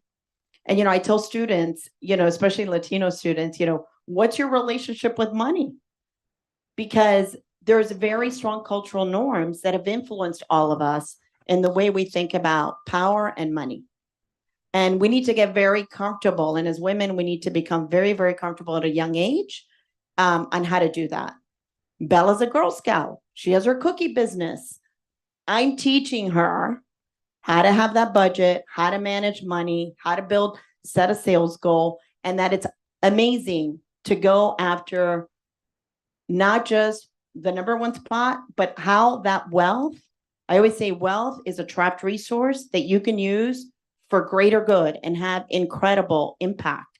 And so sometimes when we think about these things that are bigger than us, it takes the edge off and allows us to lean in and do more. So I talk to students about, here's what you need to do professionally in terms of your core skill, your network. And then I also make it very personal as it relates to what do you need to do to be successful so that you can pursue your passion and you can make money. It's really important. We don't talk about it enough. And so I talk it up a lot because, again, at most of the dinner tables where we've grown up, it's not discussed. And so this is what we do with our clients from a governance standpoint, but also on a personal level. It's important to think about the impact that your career is going to have on your financial journey. Thank you for that. It's actually, you bring up a very interesting topic. I mentor quite a lot of women on how to negotiate for salary, negotiate for better positions, for more senior leadership roles. And I find that money is a taboo subject for a lot of women. People just do not, or women do not feel comfortable advocating for a higher pay rise. They just, this is an absolute no-go area. So it's wonderful that you're broaching this topic and you're saying the education needs to start at a very early age. There's a great book. You probably know it if you're teaching the subject. Linda Babcock, professor at Kellogg University. She wrote the book many years ago, Women Don't Ask. And yes, it's dated to a certain extent, but one of the things she asks her students is, if your colleague earned $100,000 a year, $107,000, and you earn $100,000, would you be okay with that? And most students say yes. Like, I don't want to take the risk of having to ask over $7,000. But then she starts to frame out what the impact is of that throughout an entire career, and it's a lot of money. So, you know, it's just thinking about these things longer term to then have the courage to lean in and go for it. It is, but it's also about empowering. I don't actually love that word. I actually prefer championing. Mm-hmm. Championing women to have that degree of comfort. Yeah, confidence.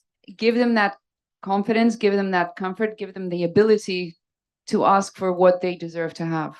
And that's what it truly starts. Thank you for that. Andrew, I've got one more for you, and then I would like to leave some time for Q&A. So you've been doing some amazing work internally at Pfizer, of course, which is wonderful. What work are you doing externally to catalyze the bigger changes in the Latin American region that you cover? So we're in a very privileged position, both globally, certainly in Latin America, in many respects as a byproduct of the work we did with respect to the pandemic. So Pfizer has reached an all-time high in terms of global brand reputation and credibility. And as a result of that, it affords us, I think, a unique position to lead on these social issues like gender equality. And so we've just started to initiate programs that are designed to move the work we're doing inside Pfizer, outside of our four walls and into the community. And I'll give one example. We just announced the formation of a program that will result in incremental investment in female entrepreneurs who are working in the health tech and fintech space across the region, and will culminate in an annual award, and that likely will include financial reward to enable them to continue to build their businesses. We've initiated programs to engage with expecting mothers in remote and difficult to reach areas to help educate them about the importance of healthcare. We're working to rebalance the board of key opinion leaders, which are medical officials that we use to engage with governments and others to educate on new medicines and diseases, to make sure that there's equity in the panel of KOLs that we use. We make sure that when we hire agencies, that we look first for agencies that are started or led by women. And so those are just a few examples of how we're trying to capitalize on the reputational benefit that's accrued to us through the pandemic, and the scale and enterprise we have at Pfizer to really do good from a social perspective. That's wonderful. There's so much outreach work, it sounds like, which is making a huge difference. Thank you both very much. I would now like to open up for any questions. Please go ahead. You need a microphone, I think. Yep. And please, Portia, introduce yourself. My name is Portia Kali, and I'm from JP Morgan. So weird to speaking on the microphone. Anyway, my question is actually for Andrew. Andrew, I find it very inspiring to have you up here, and it might be my own bias, but what has inspired you to become such an advocate for women? You have two boys. Sometimes you see a man who has two girls. Do you come from a family of women, strong women? Like, what's inspired you? I have two sisters, okay. But what inspired me is my mom. So I actually didn't know this at the time, but was actually interested in gender equality issues as a young boy. And I remember asking my mother, whom is a homemaker, and she decided to dedicate her life to raising her 5 children. My father was an attorney, recently retired, and was a very successful attorney. And I remember at a very early age observing my mother and father in social environments, and my mother being dismissed because her work was viewed as one of a homemaker, and it didn't rise to the level of importance from a societal perspective. And my mother, apologies. My mother worked as hard, if not twice as hard, as my father, because she ran the entire household. Every night we had a home cooked meal. My brothers and sisters made every sporting event. She never missed a game. We always had clean, pressed clothes on us. And so from a very early age, it really struck me as frustrating, and actually, I think, created a sense of anger. And she wasn't recognized and acknowledged for her contribution to society and the work that she did, which again, I think was as hard or as difficult as the work that my father did. So that's, I think, my principal inspiration. And then the second, from a professional perspective, I've been very blessed to have worked across almost every region in the world. And I remember very early in my career working in Asia and in Latin America, and observed incredibly talented, bright women being marginalized in the conversation. And for the life of me, I couldn't figure out why any self-respecting businessman wouldn't want to allow the brightest minds in the room to have a voice. And if your sole ambition is to drive profit and growth, then you should want everyone to be at the table and to have a voice. And so I think collectively, those two experiences, both as a child and early in my career, really fueled my desire and passion to engage in this topic. Thank you, Andrew. Any others? Go ahead. I was not going to ask questions today. Oh. I'm going to ask this one. If if we were in a world where, you know, I'm coming from my background, which is actually, I'm 43, but I made my own business since I was 29. So I have to hire people all the time. And I have to see who goes up, who comes down, so I made it very young. But I have a question, and is this: if the world at this point, a woman, and I don't know the answer, if a woman could choose to earn that amount of money that you can do as a CEO or running a big, huge company, but doing it at your home and building a strong 5 children, successful children, and you were paid, this is like a parallel world that we don't live in, and you could earn the amount of money that a CEO earns, but doing an amazing work, which is not valued, is undervalued. And it's a shame because society does need that.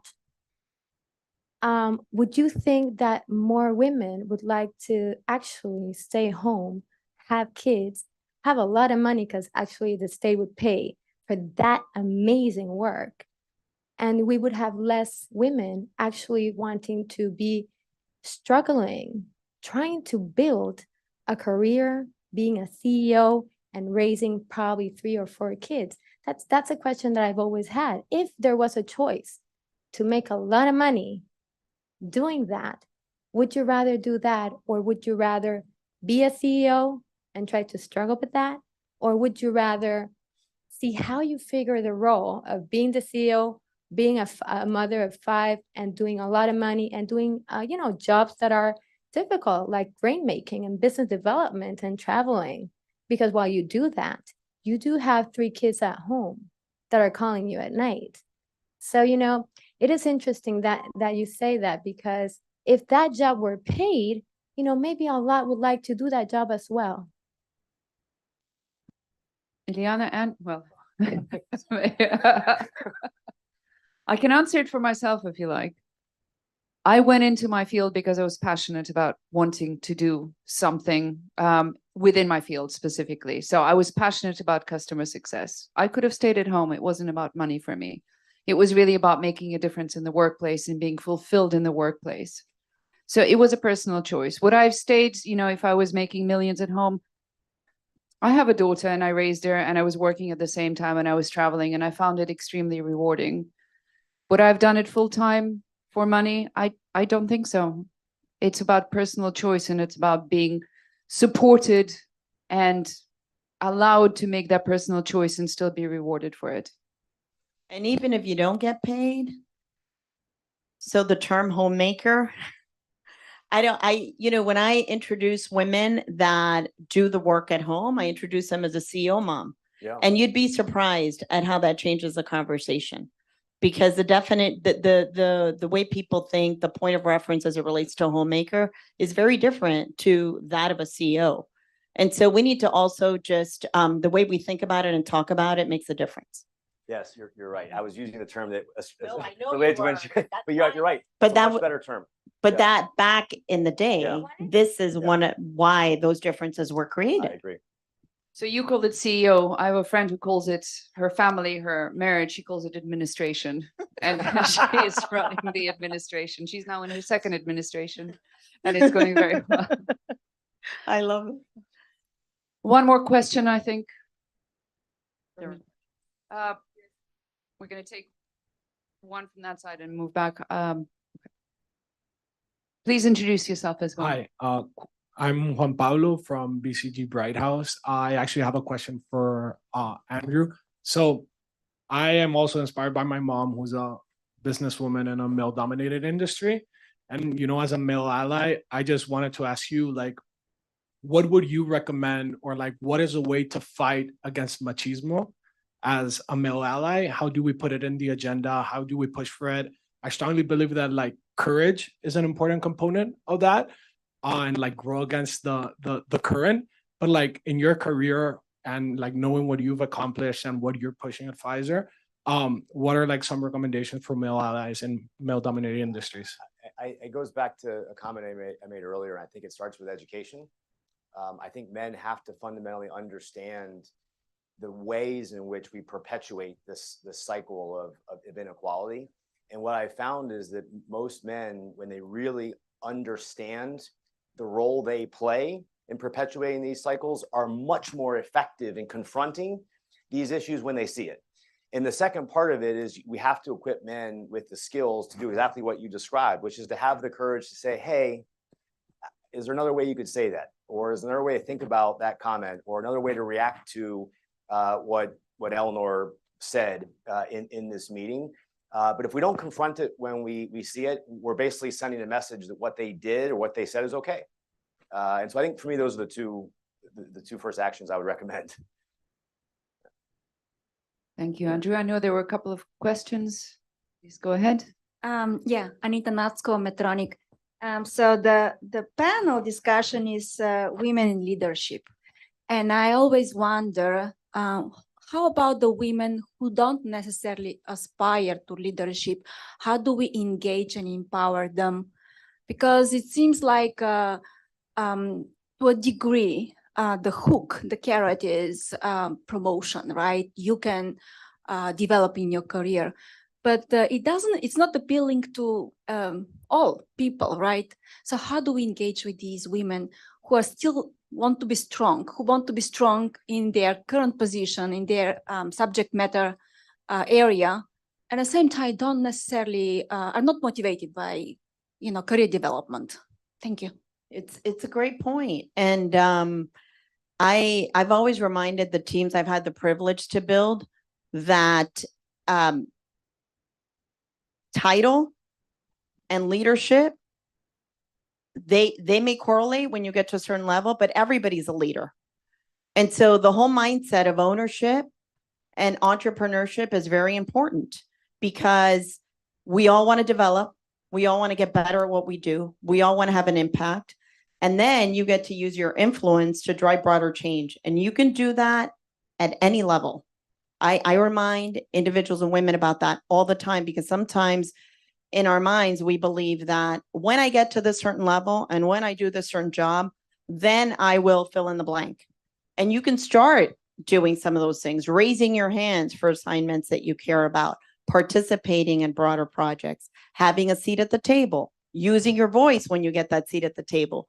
These are all things that you can do that are very fulfilling, that could make not only build your brand, but use your influence to drive positive change. That could be very rewarding. Ileana, thank you very much. I'm afraid we've come to the end of our session and we're a little bit over even. We've had the most amazing discussion. Thank you to both speakers for sharing your views, for sharing your insights. Really appreciate it. We can continue this discussion at the coffee break as well. Thank you very much. So we're taking a coffee break. Thank you, Svetlana, for an amazing panel.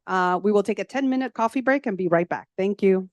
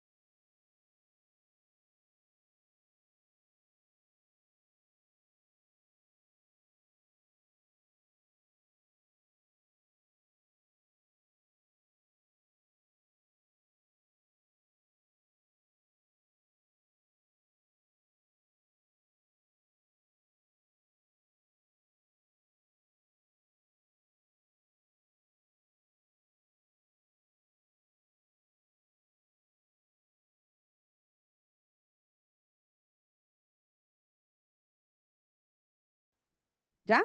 Okay. So welcome back, everyone. We've had a terrific start to our Women's Hemispheric Network here in Miami. And now I want to call to the stage our panelists for the next panel, which is looking at the journey of a founder, tech founder. So Anabel, I believe you're coming up. Romina? Okay, come on up. Thank you.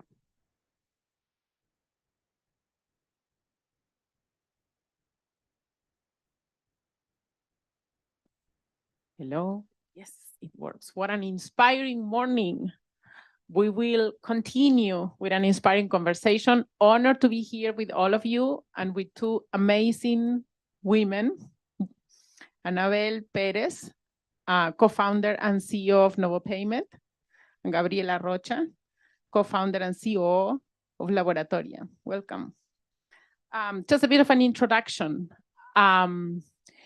Even though women are driving big number of small businesses and small businesses in many of our markets are actually the engine of the economy. I was actually reading a very interesting statistics in 2021 in the US, women accounted for 49% of new businesses, 49% versus 28 in 2019. But even though we see those statistics, there are still significant challenges that women face, from having a support system to getting funding. Actually, there's the other side of the statistics here. 2 to 3% of venture capital funding go to women funded or created fintech in the US. 16% to companies that have been created by both a man and a woman. So 80% of the funding goes to men businesses. So a lot of work to do there. And the last one, I don't want to bore you with statistics, but this was mind-blowing to me. A recent BCG study, and I don't want to get this wrong because it's really eye-opening. The study showed that companies that were led by women are the safest bet. They return 78 cents for each dollar invested versus, guess how much? 31 cents for men-funded companies. Really, really interesting.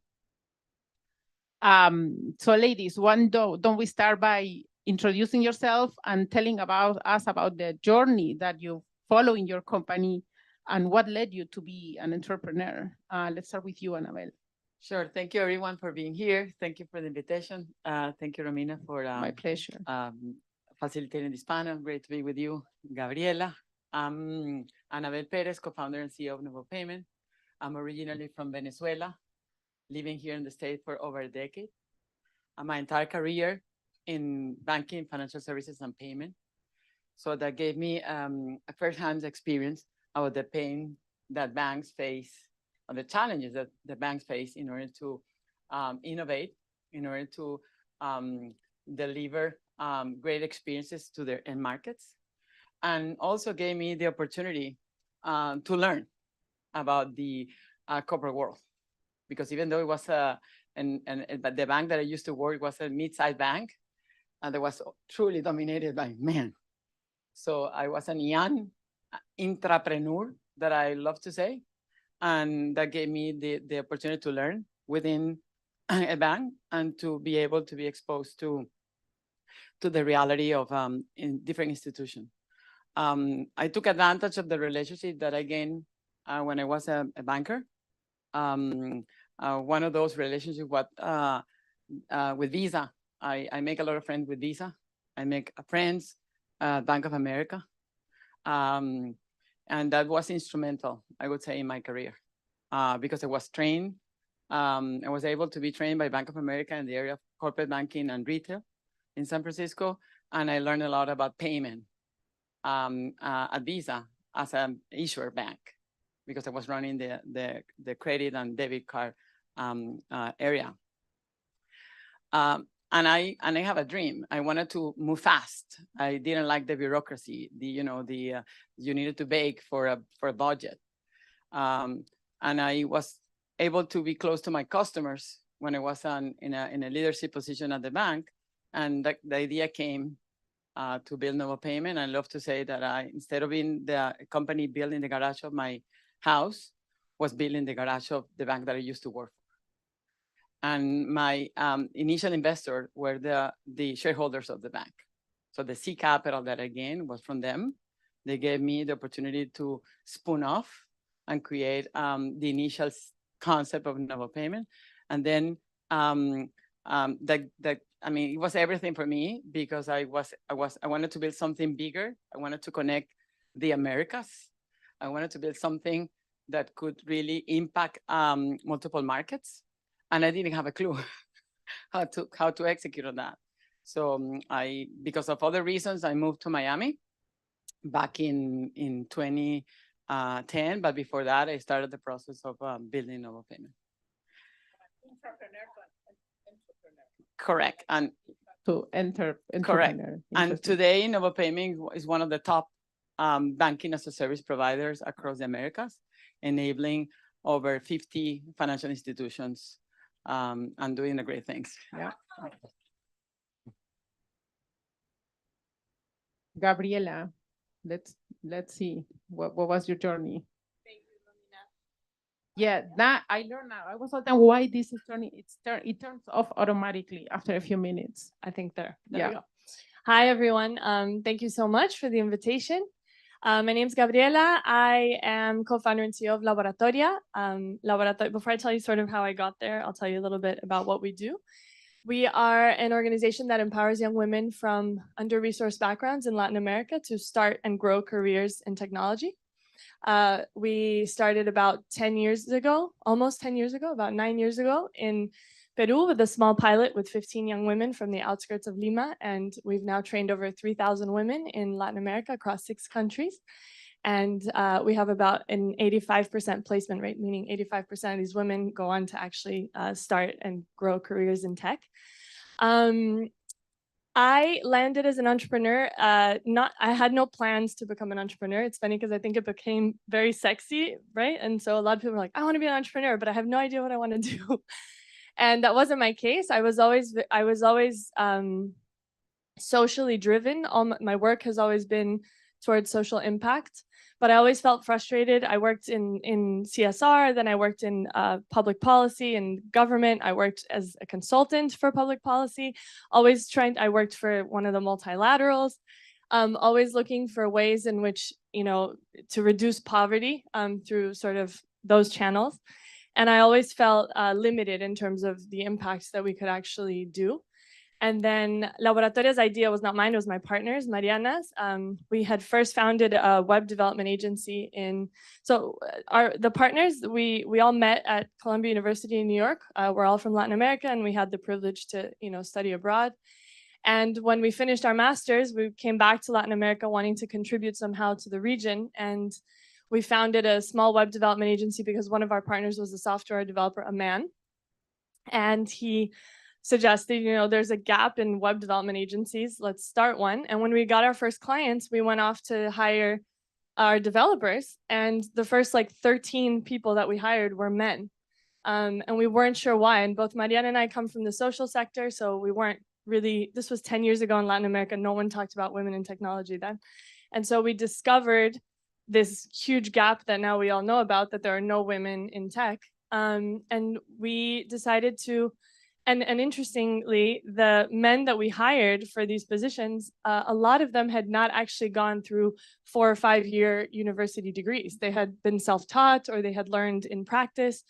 And so this is where the idea comes of maybe there are young women in Latin America who are brilliant and full of potential and don't have access to the opportunities afforded to many of us, but could actually learn. And, what if we initially, we weren't very ambitious in the beginning. We were like, maybe we could hire them, maybe we could teach them so we can hire them and we can have a more diverse team in our 10-person web development agency. And then companies started calling, right? I hear you're training young women. I want a more diverse team. And that's sort of how I became an entrepreneur with Laboratoria. Wow, what a rewarding journey. Congratulations. Anabel, Gabriela was saying 10 years ago, we didn't hear about women in tech. When you founded NovoPayment in 2007, more than 10 years ago, the fintech sector, women in tech, fintech in particular, was not as hot and popular as it is today. What were some of the challenges that you faced when you started? What you just said is totally true. The first time I heard about the word fintech, and I was already in fintech, was because I joined Endeavor in 2014. And was the first time that I recognized that my company, our company, was in the fintech space. I was doing my job. I mean, I was doing my job of building infrastructure to enable others.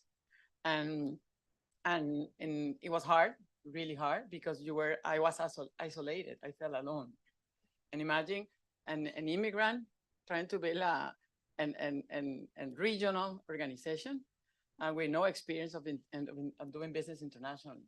So I started knocking the doors of everyone I knew, going country A, country B, trying to learn from their pain points and also to integrate here in the United States.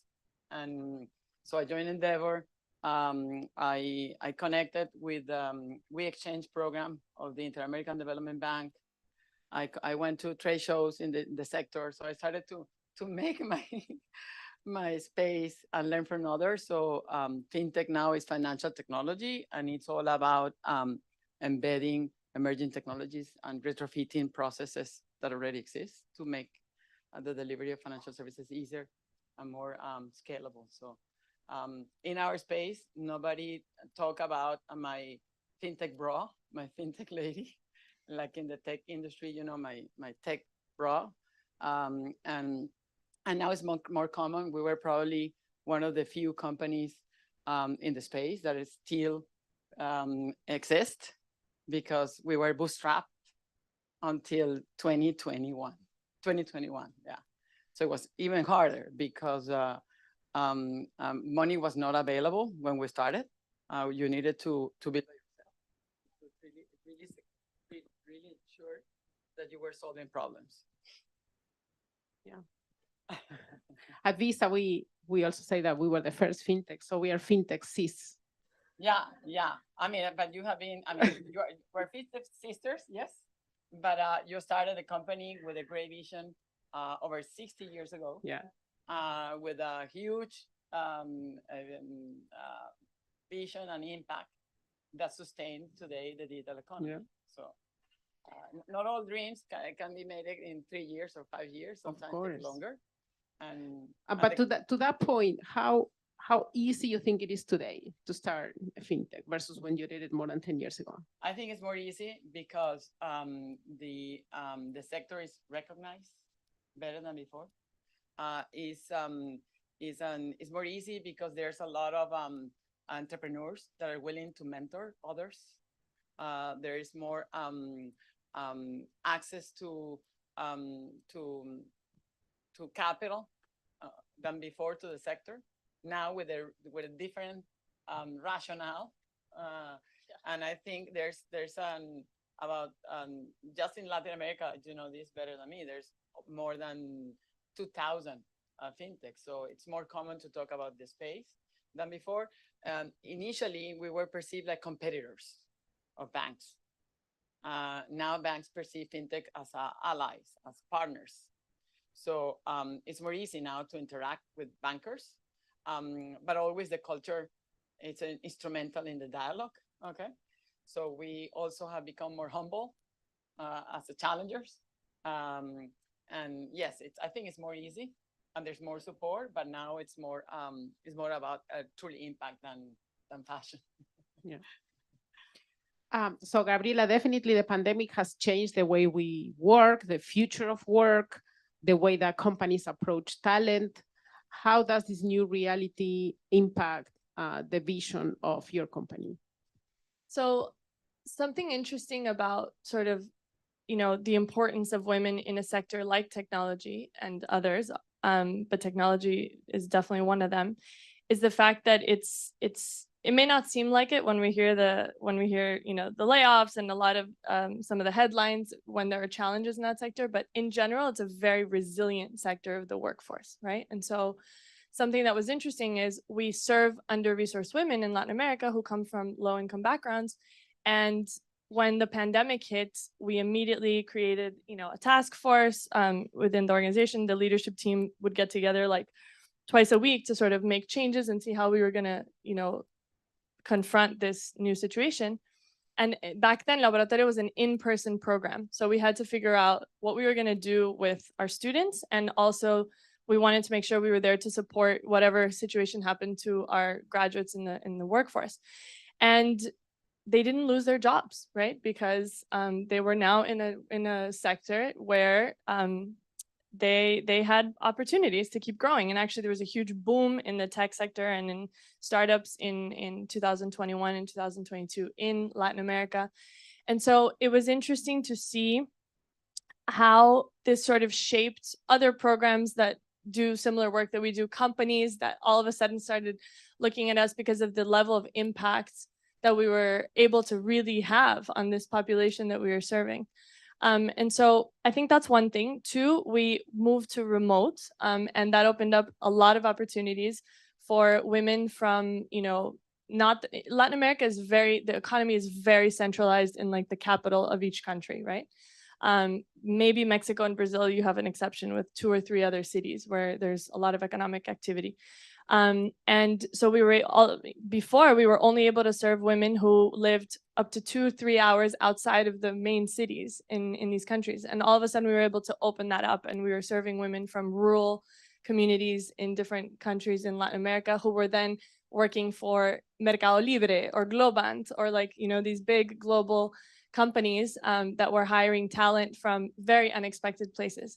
So I think it shifted this idea. I think companies doubled down, right, on remote work, on different talent from different places. I think it sort of changed the way we identify talent. And I think that's one of the things that we do at Laboratoria that, is really meaningful to us, is trying to work with companies for them to change their hiring policies and understanding that a lot of times the way they look for talent and this huge demand they always say they have and that they can't get, it really depends on how you look for talent. And I think the pandemic really shifted a lot of things in terms of how companies engage with the workforce. So you see more of a global market for the talent that you are empowering. Yeah, for sure. More of a global market. Obviously not. It's not like a silver bullet, right? Now, there are definitely challenges still. Right now in Latin America, a lot of companies are going back to hybrid models. So now we have the challenge of women who we trained from these communities. Now, what are we doing? Because this always happens. When the pandemic hits or any big macroeconomic force or anything, suddenly we think that everything's going to change. But it takes a long time for companies and for the workforce to adapt. And we tend to retreat to what we know, right? To what's comfortable. So Laboratoria has also a role in working alongside companies and alongside our clients to shift the ways in which they actually confront the challenges of the future, not just talking about it. AI is a great example of that right now. Yeah, absolutely. Anabel, I wanted to ask you, because you mentioned some of the more general challenges that you faced when you started. I'm sure, I know, there are specific challenges that you face as a woman entrepreneur. What are some of those in terms of fundraising, talent, leadership? Well, initial stage was leadership, trying to elevate my voice, to gain credibility, to not be the second on board, in an environment that was dominated by male. I would say that the hardest challenge has been raising capital. As you mentioned earlier, less than 2% of the capital that is allocated goes to companies that are founded or co-founded by women in the world. In the fintech sector is the same representation. I prepare a lot to raise capital, thanks to the support of, again, Endeavor. Endeavor, I don't know if you all knows about Endeavor, but Endeavor is a high impact network entrepreneurs network that help and support individuals that wants to create job and improve the life of and the territories on the markets in which they serve. And when I joined Endeavor, I was able to gain direct mentorship. And I want to thank you, Adriana, because Adriana is the co-founder and was the co-chair at that time of Endeavor Miami. And also she was one of the panel in my local selection panel. So thank you, Adriana. Of many things that happen in Miami, Adriana is behind. So, so it was really hard. But then one day, it was exactly in 2017, Visa was looking for partners to help distribute Visa APIs. I mean, our components that accelerate the adoption of data transaction. And I have the honor to have Romina, not only as a friend, not also as a business partner, but also Romina is in my board. But at that time, Romina was running a strategic initiative. She's telling all my secrets. a strategic initiative. But the head of product at that time approached us and said, you know, we are looking for partners that could integrate our platform with your platform so we can work together. And that's the power of partnership. And we immediately said yes. So we did a great job delivering joint solutions. That moved to a more commercial relationship, more strategic relationship that ended into an initial investment of Visa. But Visa wanted to have a round. And it was so hard for us to be able to close a round, to find a lead investor. That Visa supported us with a convertible note. I'm going to tell you the story because it was extremely hard. It took us more than a year to be able to put a round together. In the process, I participated, as I mentioned earlier, in the We Exchange program from the Inter-American Development Bank. The Inter-American Development Bank said, yes, we're going to give you the funds that you need up to this amount because we cannot give you more than this. You need to find a lead investor.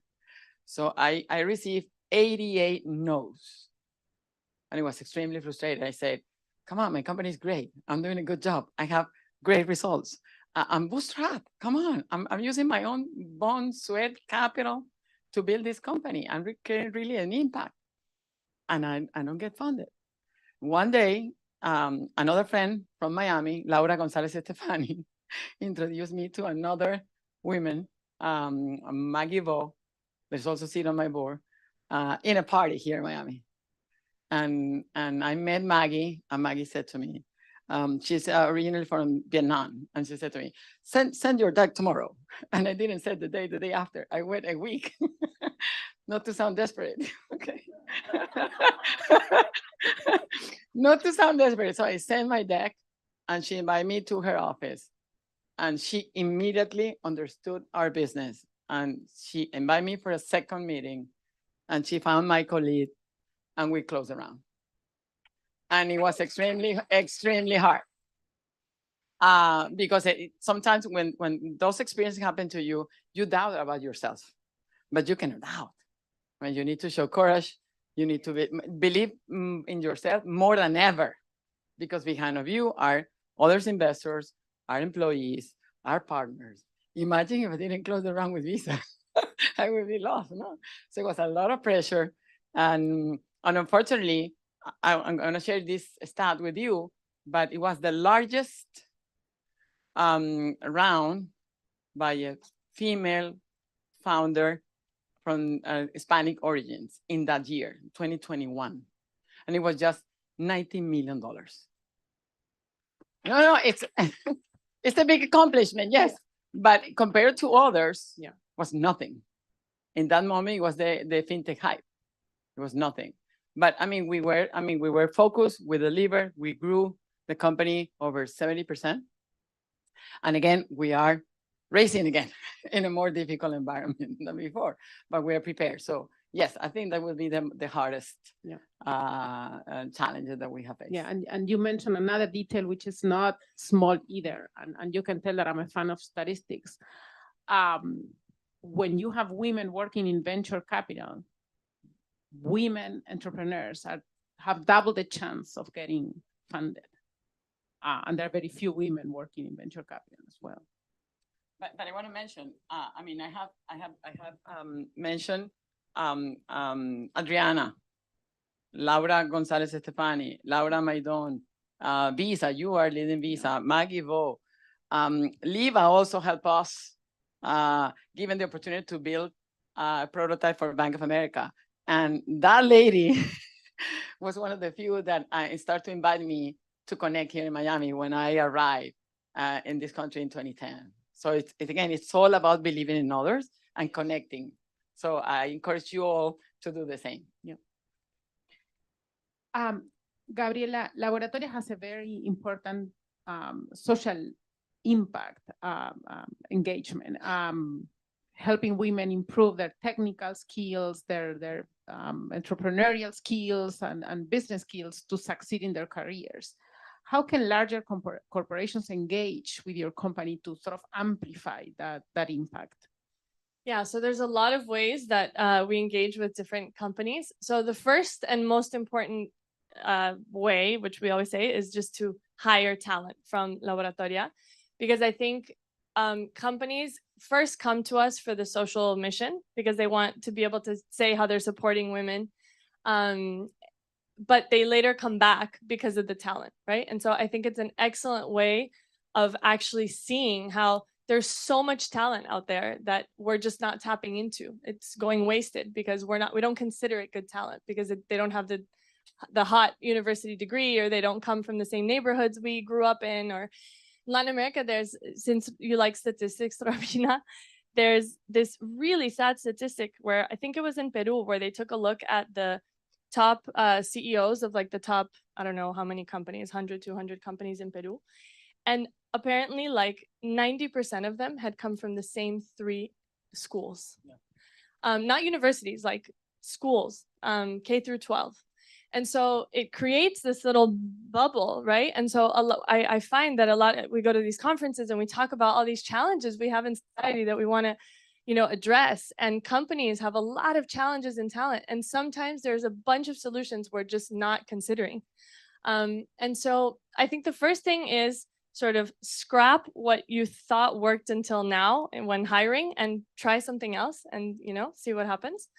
And then the second thing is companies are obviously engaging in incredible ways with us to mentor, to be actually engaged. So not just hiring and waiting for us to train the talent, but really supporting us. A lot of employees and a lot of these companies join, mentor students.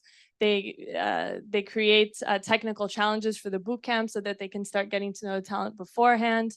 They offer other opportunities. I think something that you mentioned in your story, Anabel, is that this notion of sponsoring other women, right? And it can happen in many ways. It's like putting a seat at the table or talking about them or finding opportunities that make sense for them. And so I think companies need to just sort of shift the mindset. Because I also think since we're talking about, women and women in corporations, women in technology, there's a lot of gender washing sometimes as well, right? So we talk about greenwashing and other types of washings, where a lot of times, as soon as you start engaging with diversity and inclusion initiatives, you can sort of check a box that says, I support women. But then if you actually look at what is happening, it's not enough, right? And so there's a lot of things that within the company that are still happening. I've gone to spaces where like women have different policies for daycare and for leave than men in companies. And so I think we have to go one step further to really shifting the way we work in these companies to actually make a difference. The good thing is there's a lot of companies doing really amazing work, and we have the privilege of working with a lot of them. A lot of them are actually in the room here. I saw someone from JP Morgan, from Globant, from Amazon, and these are all companies that are actively engaging with Laboratoria and hiring talent from very unexpected places. And along those lines, and looking at challenges as opportunities, what are the opportunities that you see for women in tech in the region? You have direct eyes to see where women are going, where they're being hired, which sectors are more hot. So there's a lot of opportunities. The first one is, like I said, a lot of these women are the first women on these teams, right? And so all of a sudden, it's an opportunity for men and their superiors to sort of see the talent they bring. So there's a lot of growth opportunities once you're there. The other thing I think is interesting is when we talk about gender diversity, we think about just the female aspect of it, right? So now there's a woman and that's the diversity she brings. But the women we work with bring a lot of other diversity. So for example, some of these women, they're the only ones who actually take public transportation in Latin America to get to work. They're the only ones that consume some of the products that the company actually works on because it's more for the base of the pyramid. They're the only women, they're the only people on the team who have to come up with solutions in their lives to sort of be there from 9 to 5. And that brings a wealth of diversity that immediately they sort of stand out among their peers because of the value that they bring to the table. And so that opens up a lot of growth opportunities for them. And they also become role models for the students that, come through Laboratoria and other women who are looking for technology opportunities. We did A/B testing once in Laboratoria where we wanted to drive our numbers up more for candidates to the program because basically it's an open application. They apply, we accept about 10% of women who apply to the program. It's very competitive. And there was a period when we were getting lower numbers and we wanted to drive it up and we did an A/B testing. And I personally used to think wrongly that role models are not actually a huge impact. Like people talk about that a lot and I was like, I don't know, like maybe there's something else driving this problem. And we just did one thing different. Like in one of the pages, like to apply, we had a picture of a student who had gone through the program and a quote from her once she was in the workplace. That the women candidates who came through that page, that was the only difference between the two, converted 4 times more than the other page. So the fact that these women are there and telling their stories and showing up and showing that this is possible has a huge impact on sort of the picture that we hopefully will see and the face of the tech sector 10, 15, 20 years down the road. Oh, impressive.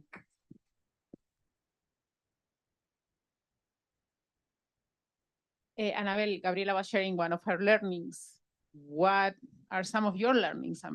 What have you learned from your mistakes that you can share with all of us today? Well, I always say that you need to double check and triple check. I don't think yeah. You need to double check and triple check that what you're doing every day is really impacting, is really solving the problem. Sometimes problem evolves and other solutions start to come. If you want to stay in business, you need to adapt quickly. The other is to always be surrounded of good people, good talent, good friends, and that could tell you the real truth, even though you don't like it, to correct your directions and the direction of your company, or at least challenge with them and your ideas, and to convince yourself or convince them. The other is to really build up, and I learned this a little bit late in the development of NovoPayment. Thanks God, we corrected quickly to create the right culture within the company, to be able to provide a good platform for growth for your team and for their respective team in a very horizontal organization in which we all collaborate. We now, because of the pandemic, we work more in a, let's say, instead of a hierarchy, we work more in a neuronal model of collaboration. Communication is something that it's never stop, that you need to improve, and how to manage the cultural barriers. We're doing business today in 15 markets. I want to mention a case with a big bank in Mexico. We have a lot of problem with the bank, and we were frustrated because we really did our job, but they didn't understood exactly what they bought from us. And now they have become a great referral partner of us, not only within the bank, but also giving referrals to other potential clients. So culture matters, not only internally, but also how you manage cultural factor with your partners, with your vendors, and with those that you serve. Great. So we have 1 minute left in 30 seconds, which is the one piece of advice that each of you would give to those that want to start their own company. Gabriela. Don't get comfortable. I think that's the best piece of advice. Whether you're starting a company, whether you've already started and you're doing really well, that's like danger zone right there, right? For me, I think always be on the edge of your seat, thinking about what's next. I think it's successful companies are changing things. And I think if we feel comfortable, then we don't do that. Great. I think that applies to all of us in big and small companies. Great advice. Anabel. Yeah, in addition to that, I totally agree. I think to prevent to drink your own Kool-Aid because you get confused. And so that's don't be humble. And I have a mantra that I have on my profile and always share with my team that is just about insist, resist, persist, and never desist or never give up. If you need to correct, you move on, you correct, you learn, you eat whatever you need to eat and execute. Okay, because it's all about that and believe in yourself and be grateful of others. So, yeah. Great. I think we have a few minutes for a couple questions. We do? Okay, cool. Any questions?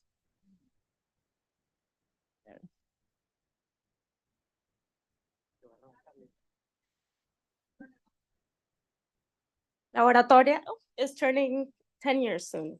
So what do you envision for the next 10? I mean, you've made so much impact. What do you think is going to scale and, make you evolve as an organization? Thank you, Indira, for that question.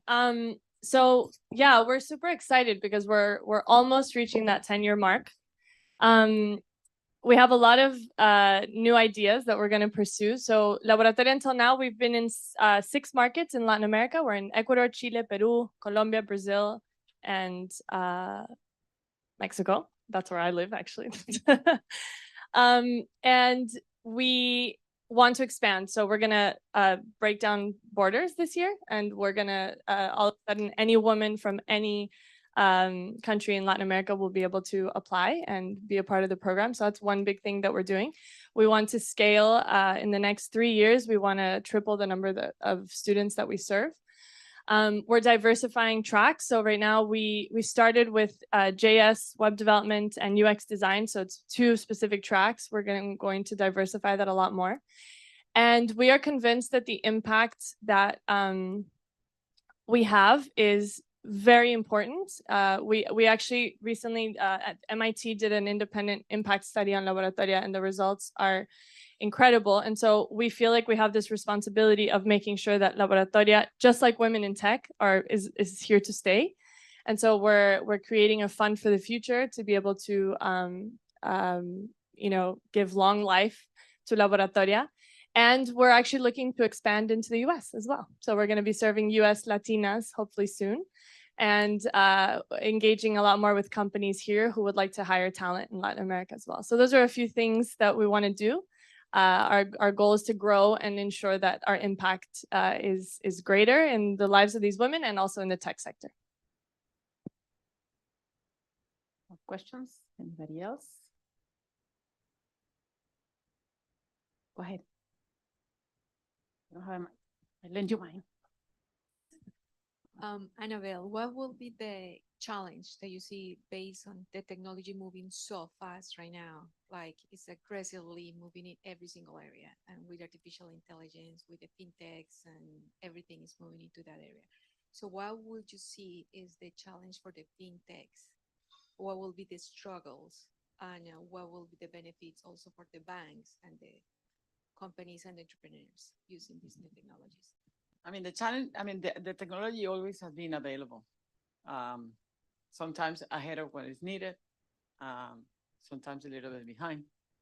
But the real challenge is not only on our end as an enabler, it's also on the customer end to really choose the right technology. Because, you have ingredient in your home, to build different recipes, but there's certain ingredients that are participate the most in many of your recipes. And those are the ones that needs to be selected. In today's world that everyone is looking for to connect with others, to be more interoperable. I mean, we have today mobile, cloud, API technology in not only the financial sector. I think it's more easy to start to choose, but the most important thing is to don't get confused. No, I need to be cool. I need to use blockchain. No, I'm not in. That's not necessarily the truth.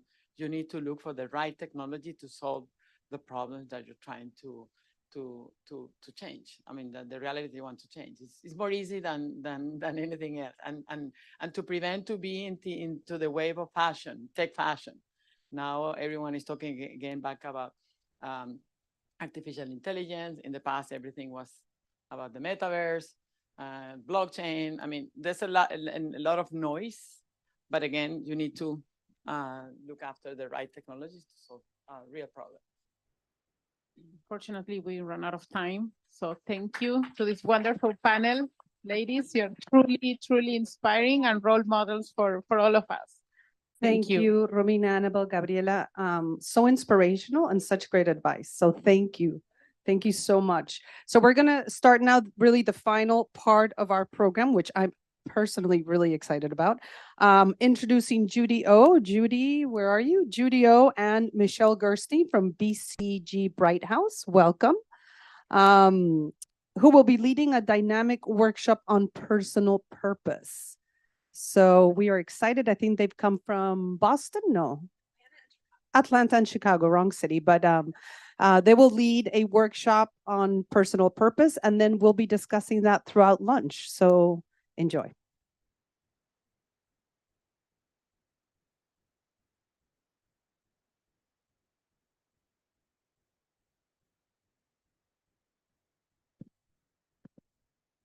All right, before we begin, we're going to start with a little film to get you all inspired. So give me 1 minute.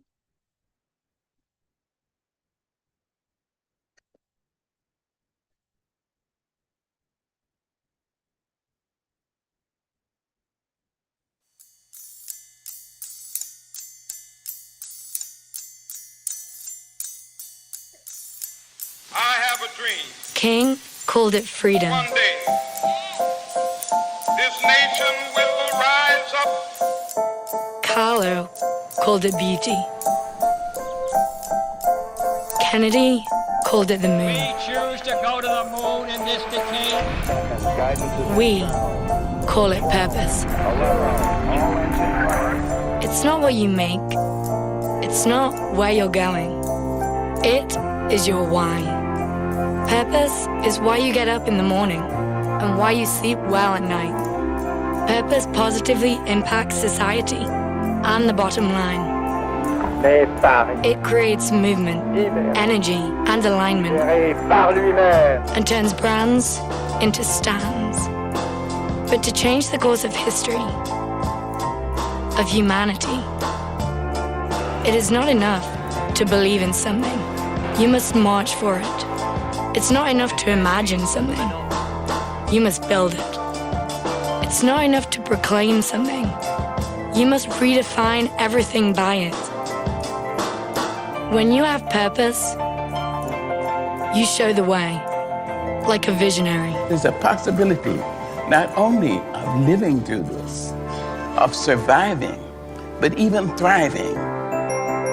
When you have purpose, you wage peace, like a rebel.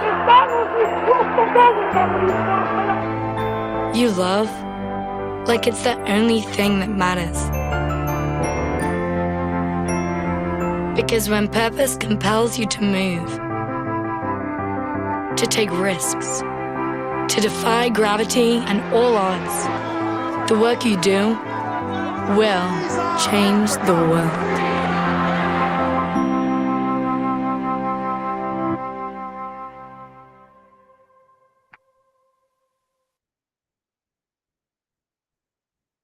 I hope you'll enjoy the film. It gives me goosebumps every time I watch it. But welcome to the session on excavating your personal purpose. My name is Judy O, and I'm joined by my colleague, Michelle, and we will introduce ourselves in a minute. But I just wanted to acknowledge and thank everyone for being here. It's been wonderful to hear so many different stories this morning. And even though we didn't use the term purpose specifically, I feel like we've been talking about purpose all along. We've heard stories of passions, what drove you, what motivated you, how you prioritize your life, and how you tell stories about your vision and what you want to accomplish in the world. And those are all really important elements of what we call purpose. And so we're very excited to share with you our perspective on it, and also maybe get a little bit more interactive and do a mini workshop to get you started on the path of your personal purpose too. So as a way of introduction, my name is Judy O again, and we're from a firm called BCG Brighthouse. And we are a global creative consultancy focused on purpose-driven transformations. And I serve as one of the directors, as so does Michelle in the strategy department. And at Brighthouse, we like to introduce ourselves in a series of nouns. And mine are Korean American, curator, what-ifer, boy mom, he's turning 2 next week, thinker, charcuterie board maker, Emory alum, nature lover, and ENFJ, which is my Myers-Briggs.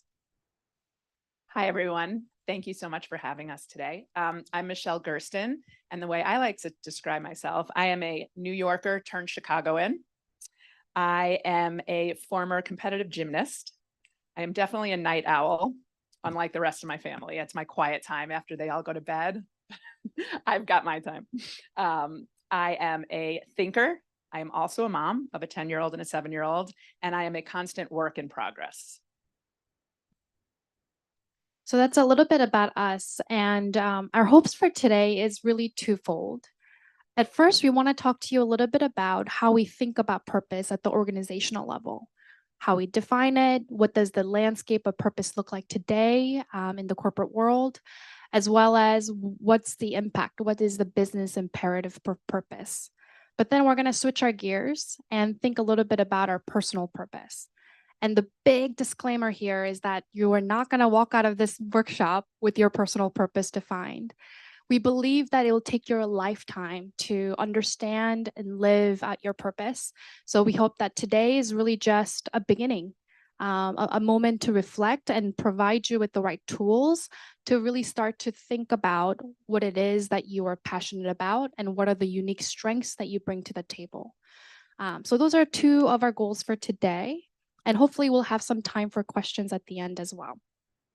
So just to set the ground, I know that typically when we work with our clients, terms like mission, vision, and purpose often get used interchangeably, but they mean very different things for us. And they serve very unique objectives and together really define the landscape of your company. So let me start with mission. Mission is your what. It's about what business you're in today. What are the products or services that you provide? What are the unique capabilities and expertise you bring to the world?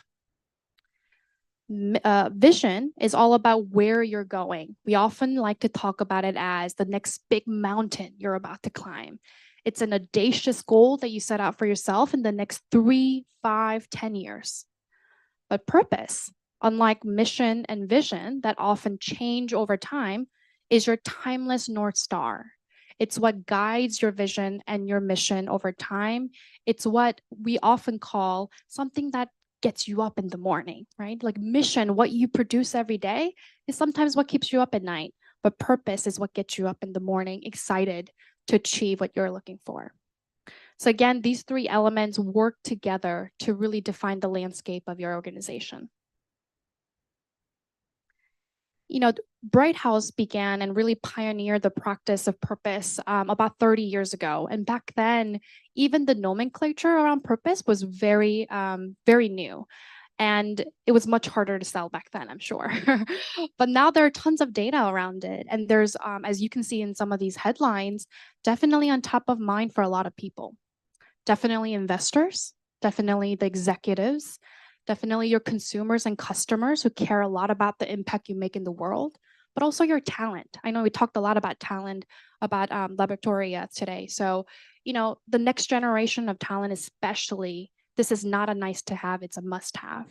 They're looking for looking to spend their talents and time with a company that has a bigger purpose out in the world. But it's really important to note that as the visibility of purpose rises, also the risk of its authenticity and accountability. I know we talked a little bit about gender diversity washing and greenwashing, and we also call this purpose washing.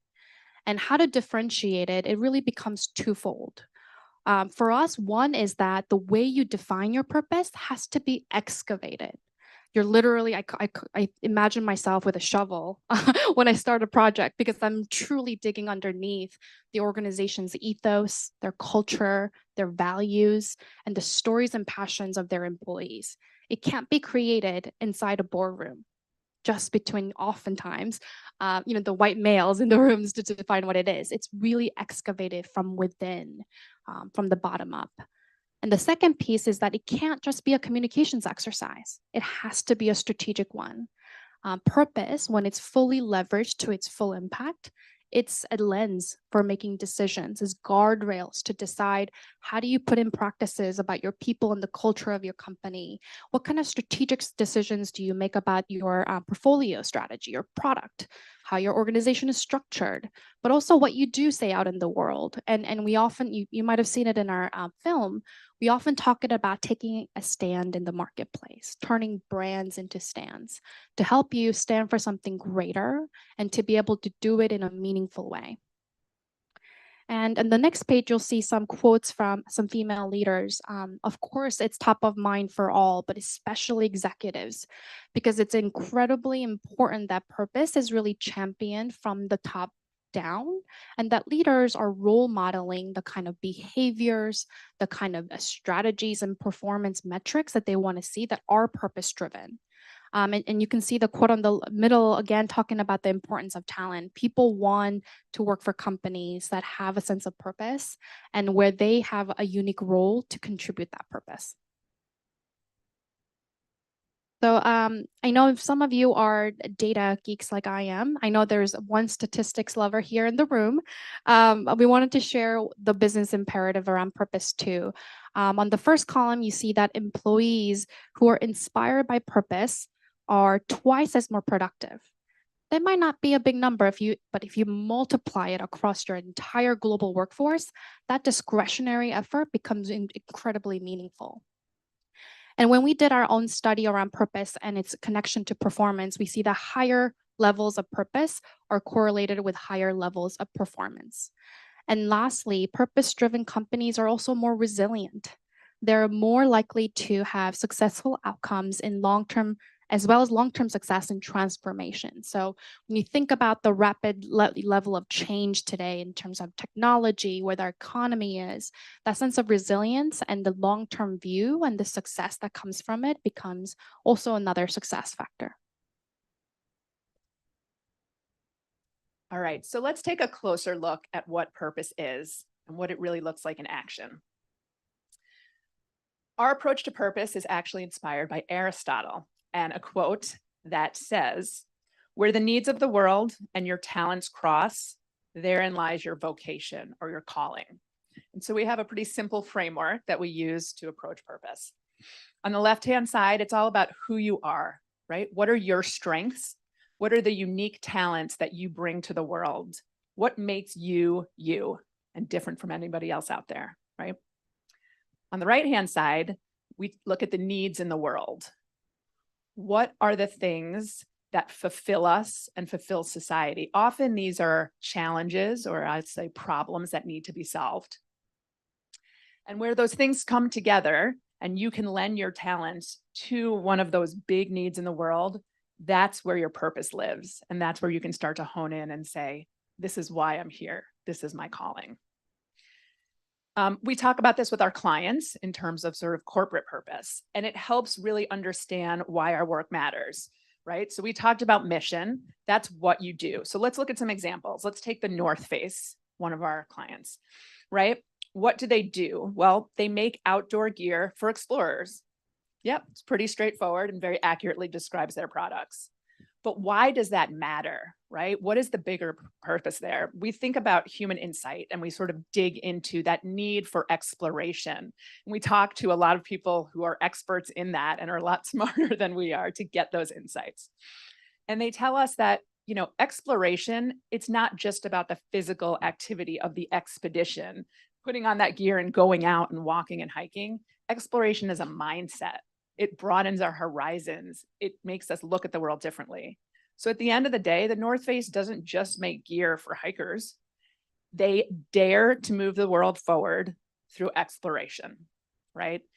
And that is that sort of, well, I'll say goosebump inspiring or inspirational thing that's going to make me get out of bed every day and be really excited and proud to do what I do at that company.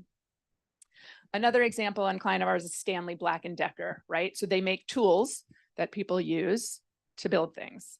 But when we talk to sort of anthropologists and we go back to sort of the earliest use of tools, we don't just use tools and make tools. Tools actually make us. So humans have this fundamental need to build and create the world around them. And when they do that, when they shape their environment, that environment winds up shaping them and the broader society. So when we talk about the purpose of Stanley Black & Decker, they really exist for those who make the world, right? A much bigger sort of audacious way to talk about the things that they do. I'm going to talk quickly about another case study and client of ours, Delta Airlines. And this is a company that Bright House worked with quite a while ago when they were in a pretty distressful place. They were facing bankruptcy. This was in the early 2000s. They were facing bankruptcy. They were up against a lot of sort of union challenges and pilots were going on strike. And they were at this crossroads where they really had to reimagine their brand and reinvigorate all of their employees. And so Bright House worked with Delta and went back to their origins. And we're going to talk a lot more about that. But, you know, often the path forward is taking a look backwards. Where did you come from? Why were you originally sort of conceived? And unfortunately, I think sometimes that can get lost along the way and get dulled a little as you sort of go through the life of business. But it's really important to always remember that, right? So going through the archives and talking to people who had been there for quite a while and remembering why it was born, the man who founded the company started it with an intent to provide service and hospitality from the heart. It wasn't just about moving people in that literal sense. He really wanted to go above and beyond when it came to customer service, right? So then we think about, well, why is it important to provide that service and be hospitable? It makes people feel good and it emotionally uplifts us, right? And so we talk about Delta's purpose as lift the world, right? And we mean that in the most literal sense, but also in that much more inspirational and broader sense. Once you articulate your purpose, then it is extremely important to activate on that purpose, right? We like to say that purpose without participation is just parchment. Getting the words on the paper is that crucial first step, but it cannot end there, right? So once Delta was able to sort of re-articulate this purpose, they started to put a lot of policies in place to live that purpose. They brought back something that they called red coats, which were customer service agents that were throughout the airports that were there to solve travelers' problems in a really engaging way and make sure that the experience was very smooth. They reimagined and rejiggered their benefits policy because I think at the time it was unequal. So they made sure that no matter who you were, whether you were an executive, a pilot, a flight attendant, a crew, everybody was receiving the same benefits and getting sort of equal treatment. And so purpose can be a really powerful lens to, you know, operate your business on a day-to-day basis. And to this day, Delta continues to lead their purpose, and they're known as one of the best companies to work for, one of the most community-minded, one of the top workplaces in terms of diversity as well as sustainability. So now that we talked a little bit about what purpose is and its impact in organizations, we want to shift gears a little bit to talk a little bit about your personal purpose. So this quote by one of our luminaries, we often interact with thought leaders from different spaces to invite for divergent thinking in our work. And Elizabeth Lindsay is a Polynesian wayfinder, and she's also one of the first female National Geographic explorer. And she talked about the power of purpose in this context. Every person, when they know who they are and feel a sense of belonging and mattering, there becomes this air that is the greatest personal sovereignty one can have within the collective. So I know this morning we talked a lot about taking ownership of our narrative, of our path, and rising to the occasion and feeling really having that sense of community that champions you to get there. And we believe that having a sense of purpose and knowing what your purpose is a really important critical factor to be able to do that, because it gives you a sense of conviction, right? And it validates the value that you bring to the table, and that story, more importantly, that you tell to yourself, to your colleagues, to your bosses, becomes even more powerful. And again, some data points to point to this out. And I just wanted to point out to say today, when you think about personal purpose, it's really important, as you're all leaders and spaces that you operate in, that you start to think about how you live your own purpose, personal purpose, but also how do you do that for your teams, for your colleagues? Because as managers and as leaders, our job is also not just to provide, tactical resources for our teams, but to really unlock their potential as well. So we hope that what you take away from this is some inspiration for yourself, but also the people that you lead and the people that you work with. In the context of personal purpose, we know that from data, meaningful work is an important factor of your overall fulfillment. As you can see, it's a quite a dire number, 1% and 2%, right? Odds of feeling fulfilled in the workplace if you're not, odds of feeling fulfilled if your meaningful work is not part of the day-to-day experience of your work. It also delivers better results and performance for employees. So if you think about retention rates, I know there's a war on talent. Everyone talks about the war on talent. But if you think about productivity, which we talked about earlier, but also retention, right? This comes back down to understanding what is my connection to the larger purpose here? And are there people within my teams that will champion that and help me find my unique role within that? And lastly, we just wanted to acknowledge all the women in this room that it's harder to do this than ever before for us. We are juggling so many things every single day across caregiving of our own children, of our families, our elderly, self-care, which always gets to be at the bottom of the list. And so we know that this is really difficult. However, knowing your personal purpose could actually help you reprioritize, give you that conviction to put time and talents into the things that you really care about, and to be able to do that with clarity of mind. So we hope that this is an invitation for all of us as we think about managing so many different things across life and work. It's a practical tool also to help you manage and organize your life, which again, we talked about throughout the sessions today.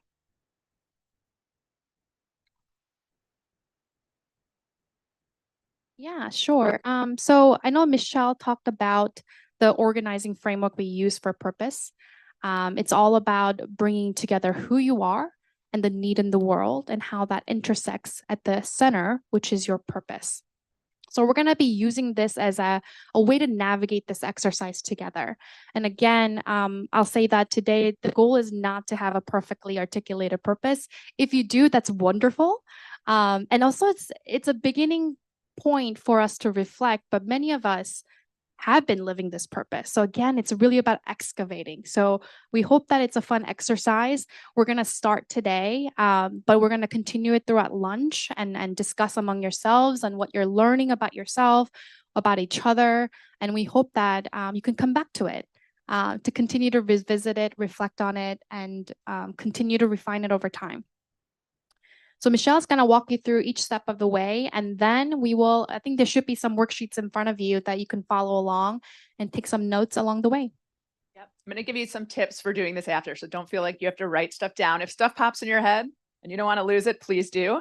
But I'm going to sort of tell you what to do, and then we'll give you some time to do it.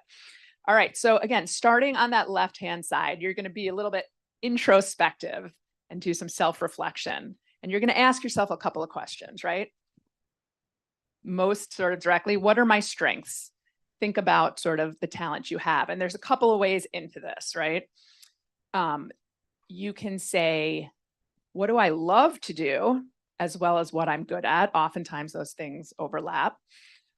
What do people come to you for advice for, right? Are you the go-to person for X, right? Maybe you're a great mediator. Maybe you are, fun and you bring things out in people. Whatever it is, that can give you a clue, right? I think we know ourselves in some ways better than anyone else knows us, but I also find sometimes we're not always the most unbiased or best judge of ourselves, and getting outside perspectives can be really helpful too. So I've done this exercise several times. And one of the things I did, which was enormously helpful, was I went out to friends and family and I said, hey, I actually emailed them. It was part of an exercise. And I said, what do you most sort of admire about me, or what do you think I'm good at? Right. And sometimes those answers might be surprising, or at least self-affirming, right? So I invite you to get an outside perspective from friends, from family, from colleagues. You might want to go back to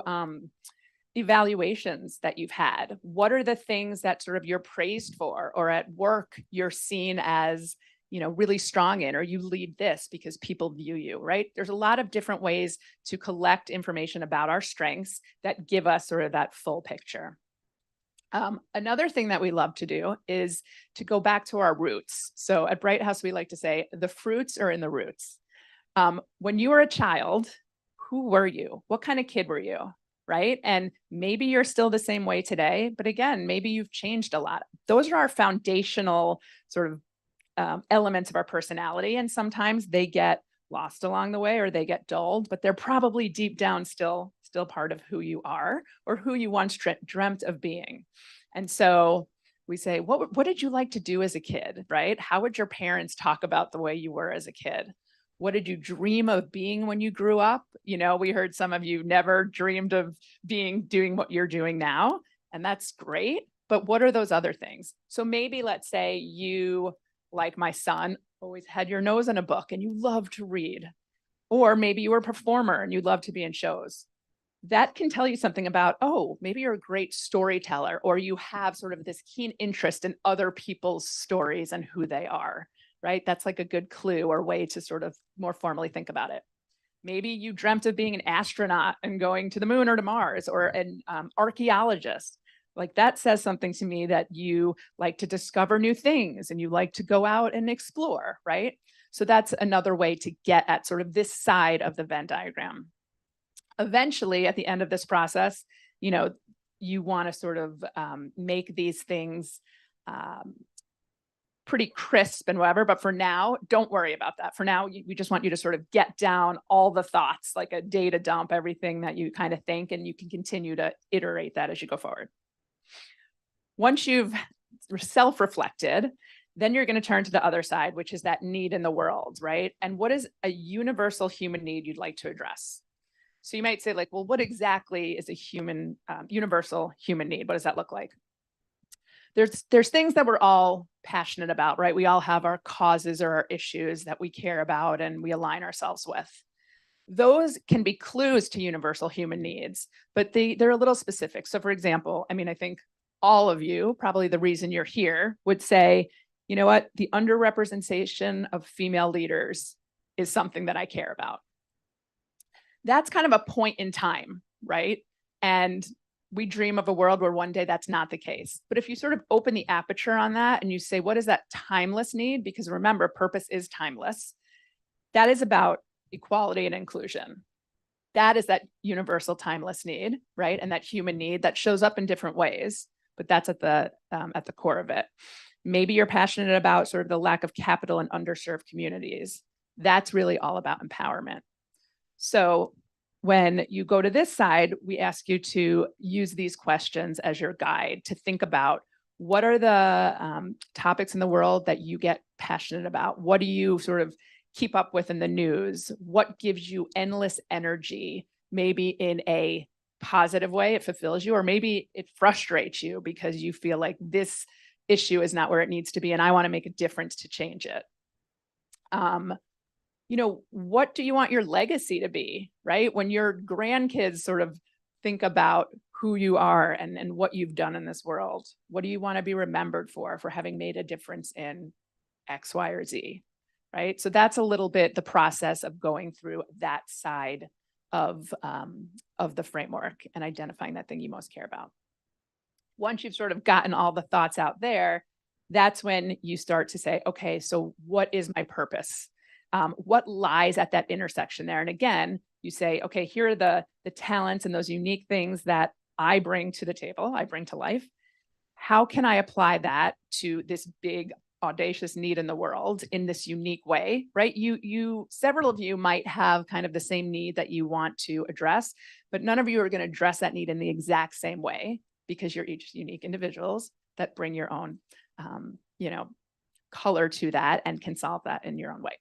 So then we land on our purpose. And you might say, well, how do I know if I've sort of gotten my purpose right? Well, first of all, there's no right and there's no wrong here, right? It's your purpose.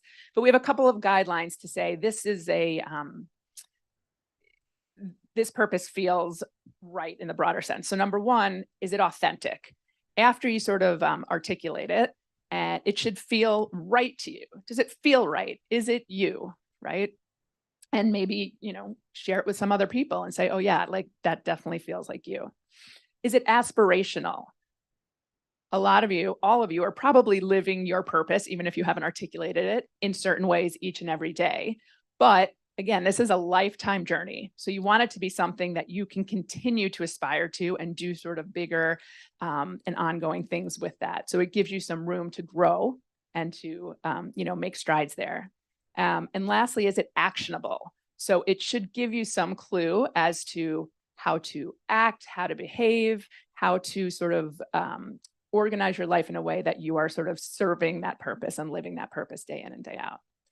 Again, we ultimately like to have sort of a sort of pithy, inspirational phrase to describe our purpose. That takes a long time. I mean, I'll say I've done this exercise a couple of times. I haven't crafted that yet in the exact way I want to. We often work with the writers that we have within our company to help us creatively articulate it. But you can certainly get to the area where you're like, you know what it is, and then you can always sort of make it sound beautiful later on. So don't worry about that. This is a journey and it's very iterative. All right, so before we work on this, I would like to share my thoughts around my personal purpose to give you sort of a better idea of what this actually looks like when it comes to life. So when I think about who I am, my strengths, and what I really love, for as long as I can remember, I've loved working with children. Even when I was a child, I've been a gymnastics coach. I've been a camp counselor. I've been a teacher's aide. I studied child psychology in college, and I actually started my career in kids marketing. And I've talked to hundreds of, if not thousands of kids through interviews and just through life. And the reason that I think kids are so amazing is because number one, they're so honest, right? They don't have a filter and they're not quite jaded yet. They sort of see the world with just these wide eyes of possibility, and they're very creative. And I don't think enough people give children the credit that they deserve. And so even in my first company, we would talk to them about products and about companies, and they really were able to tell us things that we obviously had to translate into more corporate speak, but could learn so much from kids, right? And I think that's just incredible. I've been told that I am good at simplifying things and sort of boiling things down to like a main point, as well as I like to play devil's advocate a lot. So I kind of put myself in the shoes of other people. Even when I'm having an argument, I try to see the world from others' perspectives.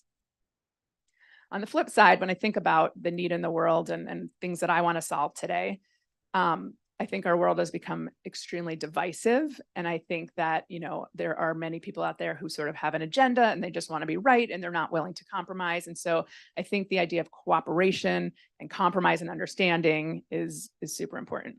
So when I put those things together, I'm dancing around this idea of, is it about, inspiring childlike wonder, or I exist to sort of champion a childlike perspective. And I think if we all had a little bit more of that, even as adults, the world would be, to be honest, like a lot better place. And we would all sort of see a lot more possibility and get along a lot better. So that's kind of how I think about my personal purpose. And hopefully that gave you a better idea of how maybe you can approach yours. All right, so we've got about 13 minutes, and we want to give you some time to work on your purpose. And so you have some worksheets in front of you. It's good to start thinking about what are those unique strengths of yours, what are the things you're passionate about, and what are the needs that really get you inspired. But we will also answer some questions as some of us put our heads down and think about it. Sure, is there a mic that we can get?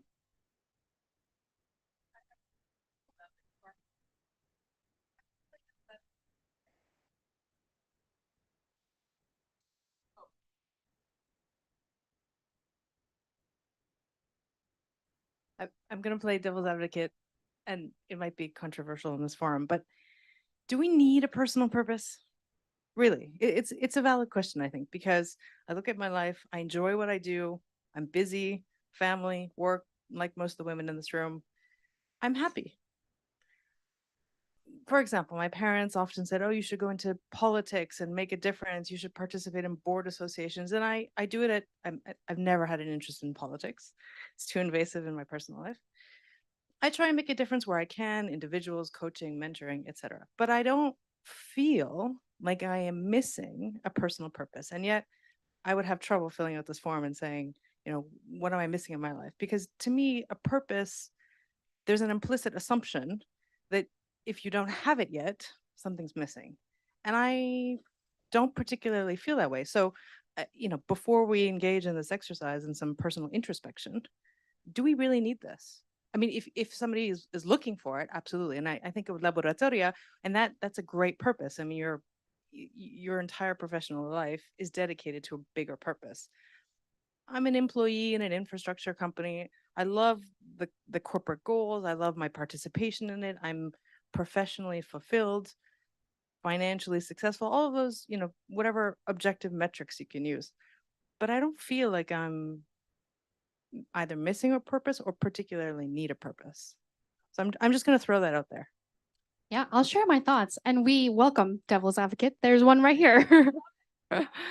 I think I would provide, I don't know if I can give you a straight answer, but I could provide two perspectives that hopefully could enrich your thinking too. So I'll start out with a human truth that, as human beings, we can go 40 days without food, 3 days without water, but not more than 30 seconds without searching for meaning. There's a part of our brain, prefrontal cortex, that is designed to search for meaning in our lives. And I think when you say we're going to articulate our purpose on purpose, it seems a little daunting and it seems like a laborious exercise.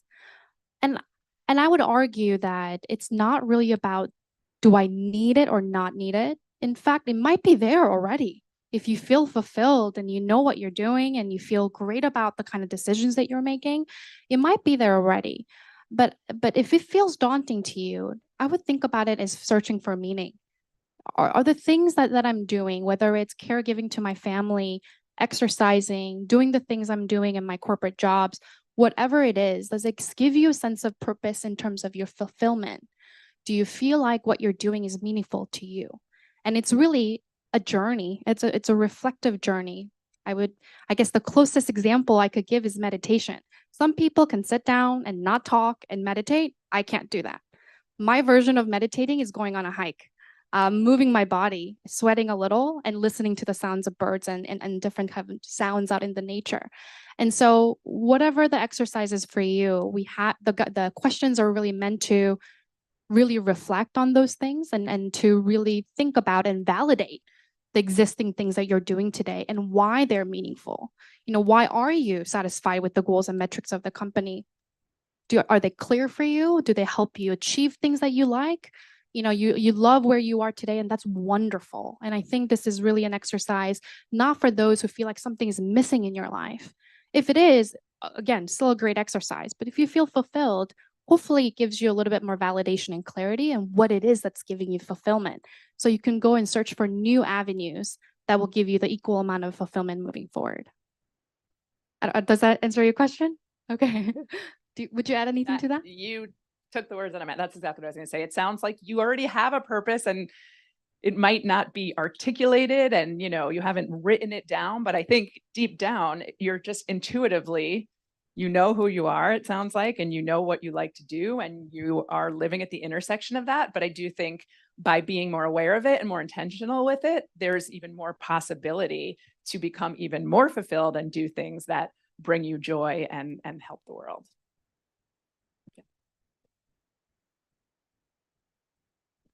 Any other questions? I think I see a hand in the back.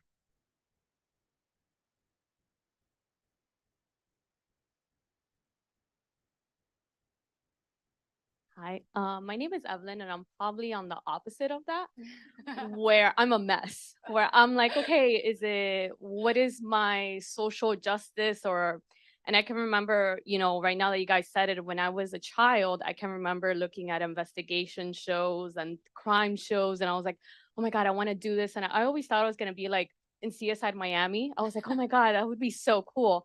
I ended up in compliance. And I was like, well, okay, well, not really there, but it's crazy to think to me that I'm like, somehow that connected to me, because all my friends, you were saying, what is it that your friends say that you're good at? And my friends, they would be like, oh, I really need, even at my current job, they're like, I really need information on this person, just figure it out. And I think that's most women here. We always have that one friend, and I feel like I'm that one friend where people always go to me. But then on the other side of social injustice, I also, I come from immigrant parents, but I also volunteer with the homeless community. So on that side of things, I feel like I'm more of a disaster, where I'm like, oh, what should I stand for? And I feel like I stand for way too many things sometimes. Sometimes I'm a little too political in my family. My family, I'm like, oh, okay, maybe I just need to be quiet about some things and agree to disagree and just have a nice dinner. But I guess my question is, what would be your best advice for somebody to hone in on what is your purpose? I feel professionally, I'm very assured, what is it that I love doing? But then socially and everything else, I'm just kind of all over, which I guess is not a bad thing, to kind of feel for everybody and have empathy for everybody. But sometimes I'm like, I need to take a break, with my hobbies, and pick one thing I should hone in socially. Yeah, I'm happy to take this one. So we hear this question a lot. What if I have multiple purposes? I would say they probably connect in some way, and sort of doing the work to sort of look at that pattern and elevate it, right? If you think about how you approach the world, how you look at the world, they probably fall under that in some way, right? So you want it to be broad enough that it can encompass all of your different interests. Also, we get the question a lot too. We talk to some people who are earlier in their careers, and they think about the job that they're starting out in, and then they think about their purpose, and they're like, oh my God, my job is not aligned with my purpose. I got to quit tomorrow. And we're like, time out. In some way, not everything has to be in a nice box and say, if I'm doing something and it doesn't nicely fit under my purpose, I shouldn't be doing it, right? This is a sort of broad way of approaching life, and it helps you align things in sort of a more holistic way. But you don't have to stop doing those things. And I just would challenge you to think about what is sort of the thread or the pattern that causes you to be interested in all of those things, even if they feel a little disparate at first. There probably is a bigger umbrella there. And I can definitely relate to you. And one tactical exercise I did is, my career doesn't look like a straight line. When sometimes you look at LinkedIn profiles and that the order of it makes sense. It's very linear. Mine was not. I started my career in healthcare finance, where I looked at hospital data and payment revenue cycles and did contract negotiations. Now I'm doing something much more creative and strategic. And, if I look at some of my extracurricular activities that I absolutely gave me a lot of energy, it included things like starting a pop-up restaurant, serving poke bowls for the first time in Atlanta, Georgia, founding a nonprofit organization for, fair representation of Asian Americans in performing arts. None of those seem to connect really. But when I looked at it more retrospectively, and what I really loved about those experiences, it really came down to connection and making impact. And so, I didn't talk about my personal purpose as in depth, but my purpose is around curating life's moments into lasting impact.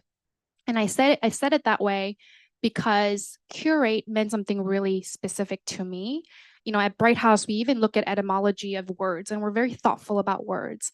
And the word curate today is used a lot in museum context, but if you look at the history of the word, the Latin root curare actually means to care. And I care a lot about a lot of different things. But, going back to childhood stories, my mom would show me photos of me like feeding another baby that was like 3 months older than me. And so like that nurturing spirit has always been part of who I am. And what I cared about the most was always about taking something that seemed separate or fleeting and helping making those connections that become more lasting and having positive impact, whether it was serving poke bowls that started a whole trend in Atlanta, Georgia, or starting a nonprofit around Asian American representation and how that has come along the way. And so, yeah, it's not a one-time exercise, but that reflective of like understanding what were my paths and what was the commonalities to your point and the patterns was certainly helpful. You might wonder, like, why aren't you a teacher? Why aren't you working with kids? You're working in a consulting firm. Like that seems very opposite. But it's not about necessarily that. It's about that mindset and that possibility and excitement and joy that kids view the world with that I think the corporate world needs more of, right? And so when you think about applying it that way, that's how I want to live my purpose.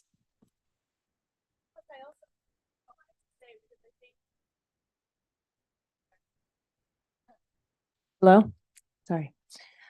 I think a lot of times these exercises can feel overwhelming because it might seem like both of you mentioned, as if you either already have a purpose and therefore you don't need to search it, or you don't have one and, oh my God, I'm lost. And I think most of us are just surviving. Like life is really tough and it's okay. Like we don't have, I think the video you see like Mahatma Gandhi and Nelson Mandela and, I don't think that's what we have to aspire to. Like, I think it's okay. Life is tough. And if you find your purpose in like something that you're able to do for 15 minutes in a day, and that's something you've incorporated into your life, that's amazing. Like that's incredible. That's who you are. That's how you feel, comfortable. And I also think this doesn't necessarily have to be like with our career, right? Not all of us find our purpose in our jobs. If we all had the privilege to do that, oh my God, right? That's amazing. And I think that's okay. It can be in hobbies. It can be in self-care. It can be in conversations you have with your girlfriends. It can be, I don't know. There's, and so I think if we take out like the weight of, if we just remove the weight of what this exercise might feel like sometimes, it helps us to just find those avenues in which we can start exploring things that just fulfill us a little more without this feeling of like, oh my God, what's my purpose in life? So I just wanted to share that. Thank you. Thank you so much. And so I'm sure we will continue the conversation over lunch. I do think it's helpful to do this with another person or many other people, because sometimes you get stuck. And when you start to talk about your childhood, your passions, it's a lot easier. The pressure and the weight is off. So I hope that you can continue the conversations during lunch today. So just as a final reminder, how you can start to apply, even if you don't have the perfect words, is thinking about how do you start to manage your priorities around the things that give you energy, your fulfillment. Because purpose, hopefully, could give you permission to do things that you love, but also permission to say no, which I know is hard for a lot of us. Secondly, I hope that it can also help you find a way forward if you're feeling lost or if you're feeling like you're revisiting some major decisions in your life, grounding it back in your values and who you are and what represent your values is going to be very important. And lastly, I hope that the exercise is humbling. I think these questions that we're wrestling with are tough ones. And it goes back to helping us connect with each other and seeing the larger humanity within it, that, we all have a journey, we all have stories to tell, and what wonderful opportunity and honor to be able to hear each other's. And so with that, we'll just conclude the session, but we'll stick around for any questions too. Thank you. Michelle and Judy, thank you so much. What an exceptional ending to a fantastic day. I want to thank everyone for joining us for our Women's Hemispheric Network. I stand between you and lunch, so I'm going to be very brief. Thank you again. Enjoy lunch and continue to work on this great initiative. Thank you, everyone.